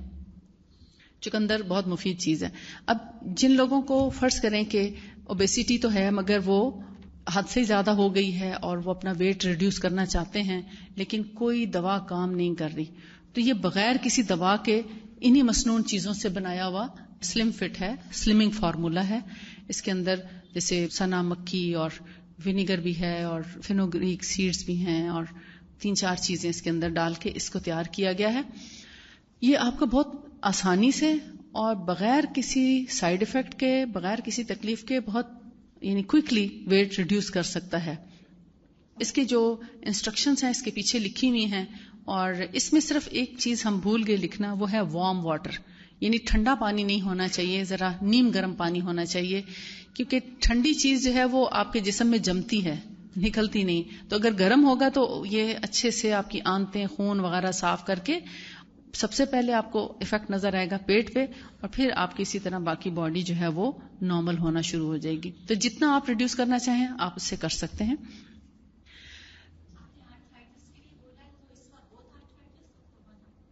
یعنی آسٹیو آرتھرائٹس بھی اور یہ بھی, لیکن آسٹیو آرتھرائٹس والوں کے لیے دھوپ بہت ضروری ہے, اور اولیو آئل بھی پینا چاہیے. اولیو آئل 2 ٹیبل اسپون ضرور لیا کریں. جی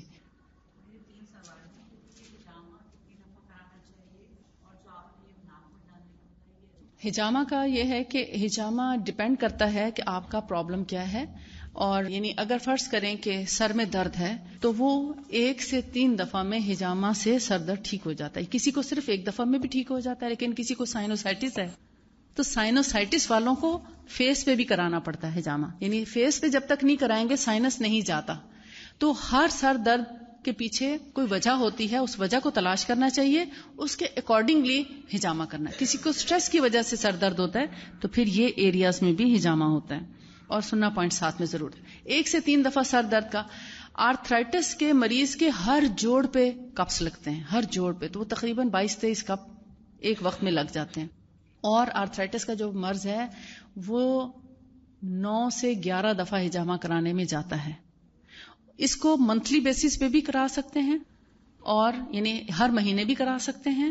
اور اگر آپ نے 1 دفعہ فرض کریں کرایا ہے, مثال کے طور پر آپ صرف جسٹ سننا پوائنٹس کرا رہے ہیں, یا آپ جنرل ہجامہ کرا رہے ہیں دیکھنے کے لیے کہ ڈر لگتا ہے پتہ نہیں کیا ہوگا, آپ کا 1 دفعہ کرانے سے جب ڈر دور ہو گیا تو آپ سیکنڈ ڈے بھی اپنا کسی اور چیز کا پراپر ہجامہ کرا سکتے ہیں. جیسے تھائرائڈ کے لیے کراتے لوگ, تھائرائڈ کے لیے بھی ہوتا ہے. تھائرائڈ کے لیے بھی 7 سے 9 دفعہ ہجامہ ہے, کیونکہ یہ بہت ڈیپتھ میں جانے والی یعنی کمپلیکیٹڈ پرابلمس ہیں. لیکن جیسے فروزن شولڈر ہے, شیٹک پین ہے, تو کبھی 1 دفعہ میں ٹھیک ہو جاتا ہے, کسی کا 2 دفعہ میں, یا میکسیمم 3 دفعہ. 3 دفعہ سے زیادہ نہیں کرنا پڑتا, نہ یہ فروزن شولڈر اور نہ ہی شیٹک پین اور نہ ہی بیک ایک. اگر ڈسک سلپ ہے یا اس کے اندر نرو کمپریشن ہے تو 1 سے 2 دفعہ میں ہی ٹھیک ہو جاتا ہے, بعض دفعہ 1 دفعہ میں ہی ٹھیک ہو جاتا ہے. لیکن اگر ڈسک سلپ ہے تو پراپر طریقے سے لگانا پڑتا ہے, کیونکہ کپس کی ایڈجسٹمنٹ کرنی پڑتی ہے بیک پہ, اور اس جگہ کو یعنی سیٹ کرنا پڑتا ہے. اس کے لحاظ سے پھر اس کو شاید 3 دفعہ کرنا پڑے یا 5 دفعہ کرنا پڑے.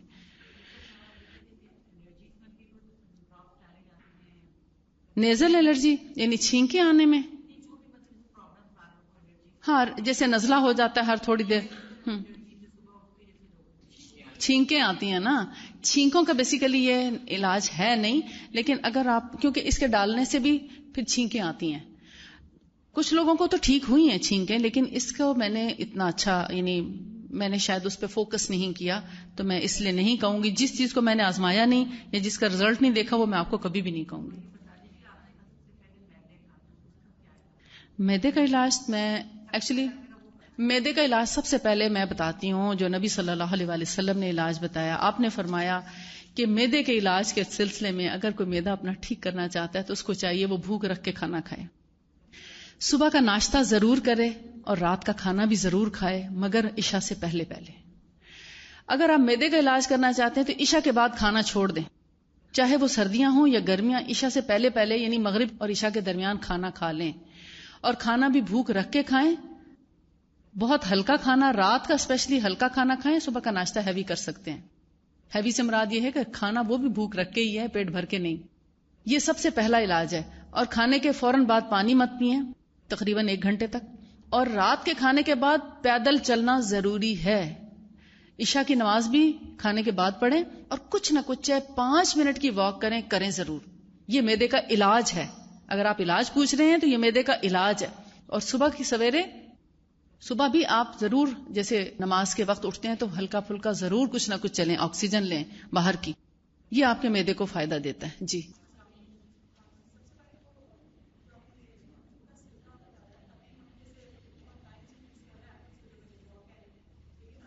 یہ اس سے زیادہ بہتر ہے، کیونکہ اس کے اندر ایسیڈیٹی پائی جاتی ہے، سٹرک ایسڈ ہے، مگر اس میں نہ سٹرک ایسڈ ہے نہ ایسیڈیٹی ہے. اس سے آپ کو السر کی شکایت ہو سکتی ہے کبھی بھی، لیکن اس کو آپ السر کے مریضوں کو بھی دیں گے تو انشاءاللہ نقصان نہیں ہوگا.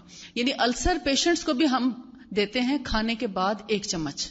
یہ السر کو بھی ہیل کرتا ہے. ایون آپ بولیے. جی کراچی میں میرا کلینک چینج ہوتا رہتا ہے. ابھی بھی جیسے میں اس وقت خیابان مجاہد میں ہوں، میں گیسٹ ہاؤس میں ٹھہرتی ہوں. تو کبھی ہمیں ہلال پہ مل جاتا ہے، کبھی مجاہد پہ مل جاتا ہے، تو کبھی بخاری پہ. جی فیس بک اگر جوائن کر لیں گے تو آپ کو سب مل جائے گا ذکیہ ہاشمی کے نام سے. چیزیں ابھی تو سٹال پہ موجود ہیں، اور انشاءاللہ باقی اور بھی آ جائیں گی سٹال پہ. لیکن جہاں میں ہوں، اگر فرض کریں یہاں ختم ہو جاتی ہیں اور آپ کو مزید چاہیے تو خیابان مجاہد پہ میں ہوں. 35 ہاؤس ہے اور 12 اسٹریٹ ہے خیابان مجاہد پہ، وہاں میں ہوں. ہندی کی ان کی 3 سال تک بھی ایکسپائر نہیں ہوتی، کیونکہ ان کو اتنا ڈرائی کر کے اور اتنے اچھے طریقے سے بنایا جاتا ہے کہ آپ اس کو، میں خود کہہ رہی ہوں کہ 10 سال بھی اگر یہ پڑی رہے تو خراب. میں نے اس کو 10 سال بھی رکھ کے دیکھا ہے. میرے پاس ایک بوٹل ہے اور اس کو میں نے صرف آزمانے کے لیے اس کو رکھا ہوا ہے کہ دیکھتی ہوں وہ کب تک خراب ہوتی ہے. باہر عام روم ٹیمپریچر پہ پڑی ہے. ہاں جو لوگ گیلی مطلب پیس دیتے ہیں، یا وہ آلریڈی فنگس والی اگر ہے، اور وہ تو آپ کو مہینے میں خراب ہو جائے گی، وہ اس میں فنگس آئے گی، جالا آ جائے گا. ٹھیک ہے، گیلا ہاتھ نہ لگائیں بس. جی فریج ہی میں رکھ سکتے ہیں. صرف تلبینہ ایک ایسی چیز ہے جسے آپ فریج میں رکھ سکتے ہیں، باہر نہیں رکھ سکتے. اس کو فریج میں رکھیں، اپنے پاس لکھ لیں کہ تلبینہ آپ نے باہر نہیں رکھنا، خراب ہو جائے گا. یہ 1 مہینے میں بھی خراب ہو سکتا ہے، حالانکہ اس کی 1 سال کی ایکسپائری ہے، لیکن چونکہ ڈیمپ ویدر کی وجہ سے جیسے سسری لگ جاتی ہے آٹے کو، یہ بھی خراب ہو جاتا ہے. جی اگر جلن ہے تو باہری، اگر آئی بی ایس کا پرابلم یا کچھ اور ایسا بیکٹیریل انفیکشن وغیرہ ہے، یا انٹسٹائنل کوئی ایسی پرابلم ہے تو پھر ہندی.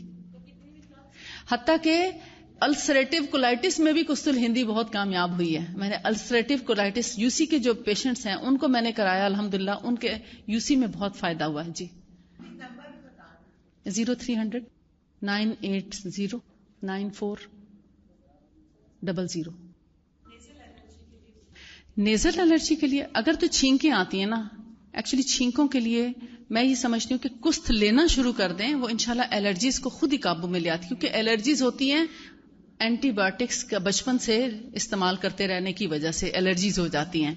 تو یہ ایک قسم کی اینٹی الرجی بھی ہے، یا آپ کے جسم کے اندر ایسی قوت مہیا کرتی ہے کہ جس سے بہت سی الرجیز ٹھیک ہو جاتی ہیں. ٹھیک ہے، کسی بھی الرجی میں دے سکتے ہیں، ہر قسم کی الرجی کے لیے فائدہ مند ہے. جی کس کا؟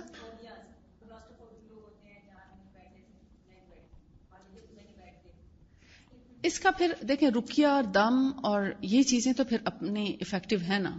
یعنی آپ سفر پہ جانے کی دعائیں گھر سے جب نکلنے لگتے ہیں، پہلے گھر سے نکلنے کی دعا پڑھیں، 2 نفل پڑھ کے جائیں. مثال کے طور پر آپ سفر کی دعائیں پڑھیں، پھر راستے میں آپ تسبیحات اذکار کرتے جائیں. سواری پہ بیٹھنے کی دعا اس کے پہلے گھر میں آپ پریکٹس کیا کریں. جیسے گاڑی میں بیٹھتے وقت، جب یہاں تک آئی ہیں آپ، گاڑی میں بیٹھنے کی دعا، چڑھتے وقت اللہ اکبر، بیٹھتے وقت سبحان اللہ، اور سبحان اللہ الذی سخر لنا ھذا وما كنا له، یہ دعاؤں کا اہتمام کریں. جب آپ سنتوں پہ عمل کرنا شروع کر دیں گے اور ہر موقع کی دعائیں آپ ساتھ میں پڑھنا شروع کر دیں گے تو شیطان آپ کا پیچھا چھوڑ دے گا. ایکچولی یہ شیطان ہوتا ہے جو آپ کو وسوسے دیتا ہے، اب ایسا ہو جائے گا، ہر بات میں نیگیٹو تھاٹس ڈالتا ہے. تو جب آپ سنت کا اہتمام کریں گے اور بسم اللہ پڑھ کے کام شروع کریں گے، وہ کہے گا اب ہمیں اجازت نہیں ہے انٹر ہونے کی، اب ہم اس کے ساتھ کچھ نہیں کر سکتے، اس کو اب فرشتوں نے گھیر لیا، اب ہمارا بس نہیں چلے گا. گھر میں انٹر ہوتے وقت، کھانا کھاتے وقت، ہر کام سے پہلے آپ بسم اللہ پڑھیں. جس کام میں آپ نے بسم اللہ پڑھ لی انشاءاللہ اس میں شیطان ڈنڈی نہیں مار سکے گا اور نہ آپ کو وسوسے دے سکے گا. جب تک آپ دعائیں نہیں یاد کرتے تب تک بسم اللہ کا اہتمام شروع کریں. اور چھوٹے چھوٹے کارڈز ملتے ہیں آپ کے، میرے خیال اسٹال پہ بھی ہوں گے، ہر موقع کی، سو کر اٹھنے کی دعا، سوتے وقت کی دعا، گھر سے نکلتے کی، گھر آنے کی، باتھ روم جانے کی، باتھ روم سے آنے کی، کھانا کھانے کی، کھانا کھانے کے بعد کی، ہر موقع کی دعا، سیڑھیاں چڑھتے سیڑھیاں اترتے. تو وہ سٹیکرز ہیں، وہاں ان ایریاز میں آپ سٹیکرز لگا دیں اور وہاں ان کا اہتمام کریں. انشاءاللہ آپ دیکھیں گے یہ سب وسوسے چلے جائیں گے. ایک میڈیسن ہومیوپیتھک میڈیسن ہے جیلسیمیم، وہ ایسے فوبیاز کو دور کر دیتی ہے. جیلسیمیم، جیل ہوتی ہے نا، GELSIMIUM، جیلسیمیم 1 میں ایک ڈوز لے لیا کریں، آپ آرام سے چڑھ جائیں گے جہاز پہ انشاءاللہ. جی کپنگ، ہاں، کیونکہ وہ رگیں کھول دیتی ہے نا، وہ جو رگ آپ سمجھیں ایسے ہو گئی ہے نا، تو جب کپ لگے گا وہ سیدھی ہو جائے گی انشاءاللہ. بالکل، بہت سے لوگوں نے کرایا ماشاءاللہ ٹھیک ہوئے ہیں. جی میں منڈے مارننگ تک 12 بجے تک پیشنٹس ہی کے لیے آئی ہوں، وہیں سے ٹائم لیں گے آپ. جی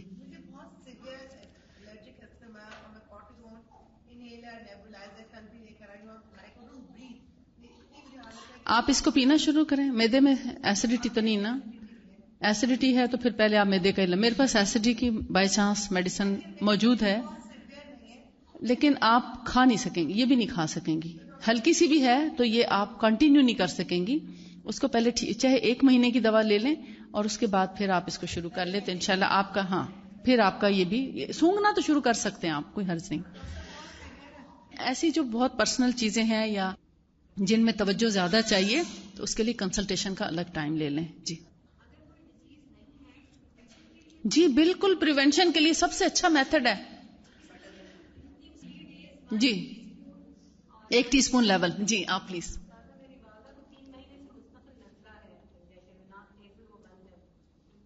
نزلہ پانی کی طرح بہ رہا ہے؟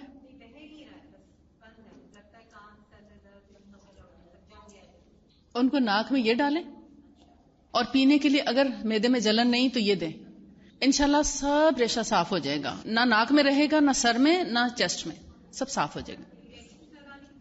جی قطن نہیں، یہ اس سے کہیں زیادہ اسٹرانگ ہے انشاءاللہ. جوڑوں کے درد کے لیے کستل ہندی ہی کافی ہے، یہی کافی ہے. جی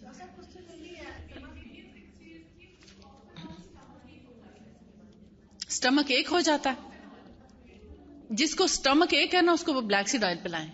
کتنی ایج ہے؟ 1/2 ٹی اسپون دے دیا کریں سٹمک ایک کے وقت، ایز ریکوائرڈ جب ہو. جی وہ ایک لمبا ٹاپک ہو جائے گا. سنا مکی دیتے ہیں، سنا اور سنوت نبی صلی اللہ علیہ وسلم نے فرمایا، وہ پھر لمبا ہو جائے گا. جی کسی بھی سواری پہ بیٹھنے کا جو فوبیا ہے نا وہ اس سے دور ہو. کسی بھی قسم کا جو فیئر ہے نا، fear of death who, fear of darkness who, any kind of, وہ اس سے ٹھیک ہو جاتا ہے. وہ ضروری نہیں، کان ان کے بند ہوتے ہیں جن کو سائنس ہوتا ہے یا جن کے تھوڑا بہت نزلہ رہ چکا ہو یا ہونے والا ہو، ان کے کان بند ہوتے ہیں.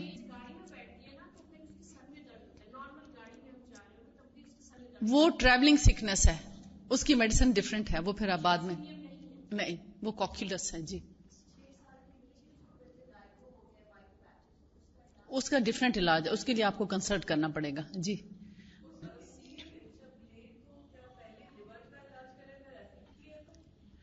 وہ آپ لیور کا علاج تو اونٹنی کے صرف دودھ سے ہی کر سکتے ہیں. ٹھیک، لیور آپ اسی سے ٹھیک کر سکتے ہیں. ایسیڈیٹی ہے تو اس کا پہلے علاج کر لیں. جی جی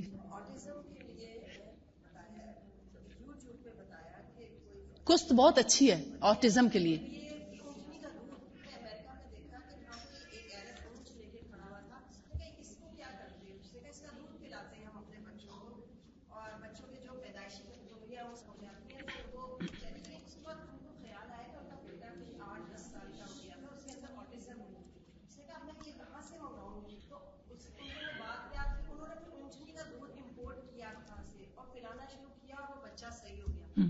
اونٹنی کا دودھ بھی اور قسط یعنی باہری ہو یا ہندی دونوں آٹزم میں بہت فائدہ مند ہے، اور اس کو بھی آپ نیٹ پہ سرچ کر سکتے ہیں.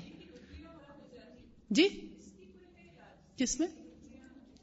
وہ جو جلد میں ہو جاتی ہے جگہ، بریسٹ میں وہ جو لمپس بن جاتے ہیں، وہ آپ قسط ہندی پینا شروع کریں، بیکاز ایک تو ہارمونز کو بھی یہ ٹھیک کرتی ہے، دوسرا بلڈ سرکولیٹ کراتی ہے. یہ بیسیکلی ٹاکسنز ہی ہیں جو جگہ جگہ جمع ہو جاتے ہیں، تو یہ کسی جگہ میں کچھ جمع رہنے نہیں دیتی جسم میں. بیسیکلی اس کی لاجک ہی یہی ہے، اس کی پراپرٹی ہی یہی ہے کہ جسم میں کچھ جمع نہیں ہونے دیتی. پانی میں ملا کے نہیں، اونٹنی کے دودھ کا پاؤڈر کبھی مت لیجیے گا. اس دھوکے میں نہ آنا، اس دھوکے میں نہیں آنا. نہیں، فریش جو چیز جس طریقے سے بتائی گئی ہے اس کو چینج مت کریں. جنہوں نے سنت کو بدلا انہوں نے دیکھیں نقصان اٹھایا. مل جاتا ہے، اونٹ لینا کوئی مشکل بات ہے، کسی غریب کو ہی لے کے مطلب جیسے مل کے دے دیں اور آپ فائدہ اٹھائیں. میں کہتی ہوں لوگوں نے امریکہ میں بھی اونٹنی ڈھونڈ لی تھی جی، ان کو بتایا اور ماشاءاللہ فائدہ اٹھایا انہوں نے. جی ہندی پلائیں جی لیول ٹی اسپون پانی میں ایک دفعہ کافی نہیں. ڈپینڈ کرتا ہے کہ آپ کا کتنے عرصے میں ٹھیک ہوتا ہے. 1 منتھ لے کے 5 دن کے لیے چھوڑ دیں. ہاں 5 دن کے لیے چھوڑیں، پھر دوبارہ سے 1 منتھ لیں، پھر 5 دن کے لیے چھوڑیں، پھر دوبارہ سے لیں، تو جب تک کہ وہ کلیئر نہ ہو جائے. آئی سائٹ کے لیے تو سب سے بڑا علاج آپ کو بتاؤں بھی، جو BBC نے بھی بلکہ بتایا کہ جب ہم سجدہ کرتے ہیں تو سجدہ کرتے وقت اپنی آنکھوں کو کھلا رکھیں.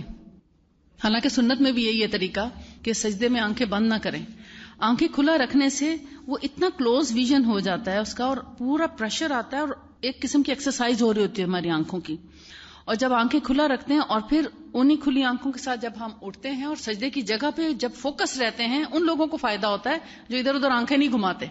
سجدے کی جگہ پہ مسلسل دیکھنا، رکوع میں، سجدے میں، قیام میں، اسی ایک پوائنٹ پہ دیکھتے رہنا آنکھوں کی سب سے بڑی ایکسرسائز ہے. ابھی یہ لیٹسٹ ریسرچ آئی ہے اور کہتے ہیں کہ جتنی ریڈیشن ہے ایئر میں مختلف جگہوں پہ، سیل فونز پہ آپ لگے ہوئے ہیں، کمپیوٹرز پہ کام کر رہے ہیں، مائکرو ویو یوز کرتے ہیں، اور نہ جانے کیا کیا کچھ ٹی وی وغیرہ ہے، ان سب کی، ایون کہ اے سی وغیرہ بھی، جتنی بھی ریڈیشن ہے، اور اب تو اے سی میں جو وائی فائی کے ساتھ وہ انہوں نے نکال دیا وہ اور بھی زیادہ ڈینجرس، تو وہ ساری کی ساری ریڈیشن ہمارے سجدے میں زمین کھا جاتی ہے. اللہ نے کیسے مسلمانوں کو محفوظ کیا کہ ٹیکنالوجی تو سب نے استعمال کرنی تھی. اب جب ہم سجدے میں سر رکھتے ہیں اور جتنا اچھا سجدہ کریں گے پراپر طریقے سے کہ ناک بھی ہمارا لگا ہے، ماتھا بھی لگا ہے، تو وہ تمام ریڈیشن زمین لے لیتی ہے، ہم ارتھ ہو جاتے ہیں. اور کہتے ہیں کہ اگر دن میں 1 سے 2 بار، BBC کا جو تھا کچھ دن پہلے کا، کہ 1 سے 2 بار اگر ہم سر زمین پہ صبح شام ٹیک دیں تو ساری ریڈیشن اس میں چلی جائے. اور اگر ہم 5 ٹائم نمازیں پڑھیں نا تو آلموسٹ کم از کم 92 سجدے ہمارے ہو جاتے ہیں. تو کیسے ہمارے اندر ریڈیشن رہے گی اگر ہم پراپر سجدہ کریں تو. یورک ایسڈ کے لیے یہی ہے، ونیگر اور تلبینہ، یہ یورک ایسڈ کو بھی فائدہ دیتا ہے. جی جب تک کہ آپ ہو سکتا ہے 3 مہینے کرنا پڑے تو جن کے پاس ہے ان سے لے لیجئے، ٹھیک ہے جی.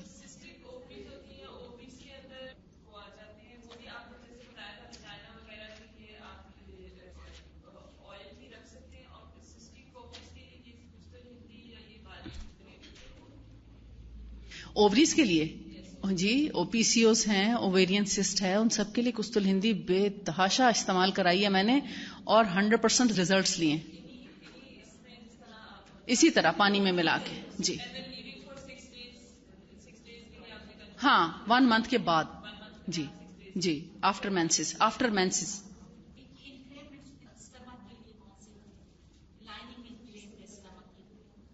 اسٹمک کی لائننگ انفلیم تو قسط البحری لیں. جی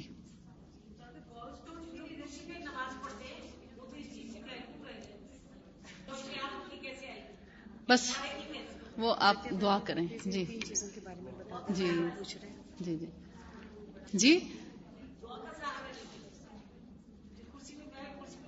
آپ دعا کریں. بہت سے لوگ واپس آئے ہیں انشاءاللہ. آپ ہجامہ کرائیں، ہو سکتا ہے آپ ہجامہ سے واپس، بہت سے لوگ ہجامہ کرا کے کرسی سے سجدے پہ آ گئے ہیں ماشاءاللہ. اچھا یہ دیکھیے 2-3 چیزیں رہ گئی تھی، میں ان کا بتا دیتی ہوں آپ کو.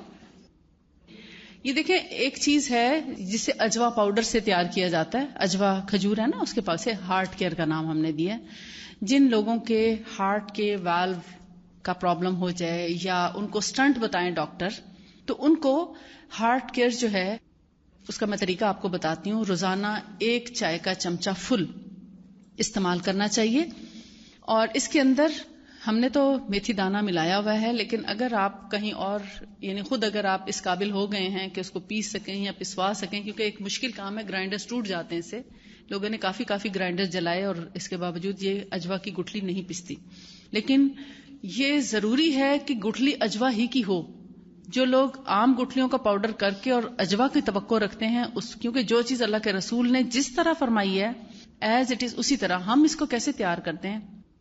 مثلا ہم مدینہ سے کوشش کرتے ہیں کہ قبا، مسجد قبا ہے نا، اس کے پیچھے قبا کے باغات ہیں، وہاں کی کھجوریں ہیں، اور ان کھجوروں کو حاصل کیا جائے، کیونکہ آپ صلی اللہ علیہ وسلم نے خاص طور پہ فرمایا تھا مدینہ کی اجوا کی جو فضیلت ہے وہ تمام کھجوروں پر ہے. تو یہ جو اجوا ہے قبا کے کھجوریں، ہم کوشش کرتے ہیں کہ وہاں کے باغات سے، وہیں عرب لوگوں کے بڑے بڑے اس کو پتہ نہیں مجمع بولتے ہیں کیا بولتے ہیں، وہاں سے ہم لے کر آتے ہیں. مثلا ایک کارٹن ہے تو کارٹن کی تمام کھجوروں کو چھری سے کاٹ کے اور ان کی گٹھلی نکال لی جاتی ہے. پھر اس کو پھر بھی دھویا جاتا ہے، کیونکہ جب کھجور تھوڑی بہت ساتھ لگی رہ جائے شیرہ اس کا تو وہ پستی نہیں، پھر صحیح طرح خراب ہو جاتی ہے یا خراب ہونے کا احتمال ہوتا ہے میٹھے کی وجہ سے. دھونے کے بعد پھر ان کو ڈرائی کرتے ہیں، پھر ان کو توڑواتے ہیں، پھر ان کی پسائی کراتے ہیں. خاص مشینیں ہوتی ہیں جس کی گرائنڈنگ کرتی ہیں، اور اس کو بہت ڈرائی ہونا چاہیے ورنہ یہ خراب بھی ہو جاتا ہے. پھر اس پاؤڈر کے اندر ایک خاص لیول میں میتھی دانہ بھی مکس کیا جاتا ہے گرائنڈ کر کے. اب اگر فرض کریں میتھی دانہ مکس نہیں ہے تو آپ 1 چمچ اجوا پاؤڈر، دل کے مریضوں کا علاج ہے یہ، جن کو ہارٹ کا کوئی بھی ایشو ہے، سانس پھولنا شروع ہو گیا ہے، چند قدم چلتے ہیں تو اس میں تکلیف شروع ہو جاتی ہے، سانس پھولتا ہے، چیسٹ میں درد شروع ہو جاتا ہے، یا کچھ لوگوں کو آپ نے دیکھا ہوگا گلے میں تکلیف ہونے لگتی ہے، گلا پکڑا جاتا ہے. یہ بھی بیسیکلی ہارٹ کا پرابلم ہوتا ہے اور ہارٹ اٹیک قریب ہوتا ہے، لیکن سمجھ نہیں آتی. ایسے پیشنٹس کو فوری طور پہ کیئر کی ضرورت ہوتی ہے. تو یہ پلانا شروع کریں. 1 ٹی اسپون فل، 1 کپ خوب ابلتا گرم پانی لے کے اس کو پیالی میں ڈالیں اور اس کی 1 ٹی اسپون اس میں ڈال دیں. پھر 1 چٹکی، آپ میتھی دانہ تھوڑا سا گرائنڈ کر کے رکھ لیں، وہ تو پس جاتا ہے آرام سے، اس میں سے 1 چٹکی لے کے وہ بھی اس کی پیالی میں ڈال دیں. اور اگر شوگر ہے تو 1 اجوا کاٹ کے ڈالیں، اجوا کھجور 1 کاٹ کے ڈالیں، زیادہ نہیں کھانی، ٹھیک. اور اگر شوگر نہیں ہے تو پھر 7 دانے سے شروع کریں، کیونکہ نبی صلی اللہ علیہ وسلم نے حضرت سعد بن ابی وقاص کو 7 دانہ اجوا سے شروع کرایا تھا. 7 دانے اجوا کھجور کے اس میں کاٹ کے ڈالیں اور ان 7 گٹلیوں کے برابر پاؤڈر اور 1 چٹکی میتھی دانہ، اس کو تھوڑی دیر رکھا رہنے دیں. پھر اس کو مکس کر کے آپ صبح کے وقت اس کو کھا لیں. اس کے بعد تلبینہ کا ناشتہ بھی کر سکتے ہیں، وہ بھی دل کے لیے بہت اچھا ہے. تو یہ ڈیلی بیسس پہ کم از کم 40 ڈیز ضرور کھائیں، ٹھیک. تو یہ کسی بھی سٹنٹ کی انشاءاللہ ضرورت نہیں رہے گی اور تمام جو خون کی نالیاں ہیں وہ انشاءاللہ شریانے کھل جائیں. نارمل کھا سکتا ہے، کوئی حرج نہیں، احتیاطاً بھی لی، جہاں کہیں سانس پھولنے لگا ہے لے سکتے ہیں تاکہ پتہ چل جائے گا کہ کیا جی اس میں ہے. دیکھیے ایک چیز اور ہے، وہ گلو نہیں آئی. جن بچیوں کے یا عورتوں کے چہرے پہ بال ہوتے ہیں، فیشل ہیئر، تو ان بالوں کے لیے ایک خاص دوا ہے، یہ اس شکل میں بھی موجود ہے اور اس میں بھی موجود ہے، دونوں پیکنگز میں. اس کا بائی چانس ابھی ہم لیبل نہیں کر سکے. یہ جی اس کا علاج کرنا چاہیے. پی سی اوز کا پرابلم ہے تو کستل ہندی کا استعمال کریں، یہ ہارمونز کو سیٹ کر دیتی ہے. یہ پینے کے لیے اور لگانے کے لیے یہ فیشل پاؤڈر، اس کو آپ 1/2 ٹی اسپون اس کی لیں گلو کی، اس کو یہ اتار کے اور جسٹ آپ اس کو 1/2 ٹی اسپون جتنا اس کو ڈالیں اور 1/2 ٹی اسپون اس کا پاؤڈر کا لے لیں. ان دونوں کو آپس میں مکس کریں اور چند قطرے یا تو زمزم ڈال لیں اور یا پھر روز واٹر یعنی گلاب کا عرق 1/2 ٹی اسپون پیسٹ بنا کے لگانا ہے. P C OS, hormonal imbalance, menstrual problem, سب کے لیے یہی ہے، ٹھیک. یہ 1 ٹی اسپون لیول ڈیلی پینا. یہ لگانے کی چیز بتا رہی ہوں کیونکہ جب تک آپ لگائیں گے نہیں، جو اگے ہوئے بال ہیں وہ اتنی آسانی سے جاتے نہیں، موٹے موٹے تھک بال بھی اس سے ختم ہو جاتے ہیں، رواں رہ جاتا ہے لیکن تھک بال سارے انشاءاللہ ختم ہو جائیں گے. یہ ½ ٹی اسپون ان دونوں کو مکس کر لیں.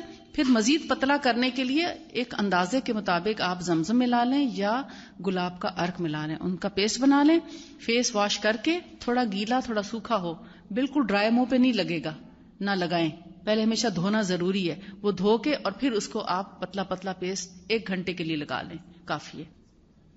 اور جب یہ سوکھ جائے یعنی 1 گھنٹہ گزر جائے تو آپ اس کو ہاتھ گیلا کر کے تھوڑا تھپتھپا کے اور ہلکا سا اس کو مسلیں گے، زیادہ زور سے نہیں مسلیں گے، اور پھر اس کو واش کر لیں. یہی عمل آپ تھریڈنگ کے بعد بھی کر سکتے ہیں اور بغیر تھریڈنگ کے دونوں طرح سے کیا جا سکتا ہے. ٹھیک ہے، یہ 1 گھنٹے کے لیے روزانہ لگانا ہے. 3 مہینے بعد آپ کو اس کا ایفیکٹ نظر آتا ہے. 3 مہینے بعد آپ کو لگے گا واقعی بال کافی حد تک کم ہو گئے.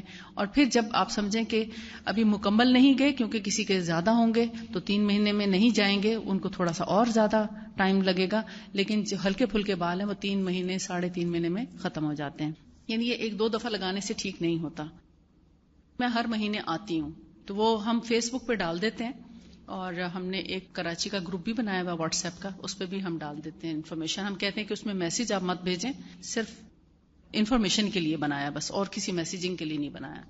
اسے اوائڈ کریں تاکہ لوگوں کا ٹائم نہ ویسٹ ہو. وآخر دعوانا ان الحمد للہ رب العالمین. سبحانک اللہم وبحمدک، اشہد ان لا الہ الا انت، استغفرک واتوب الیک. السلام علیکم ورحمۃ اللہ وبرکاتہ.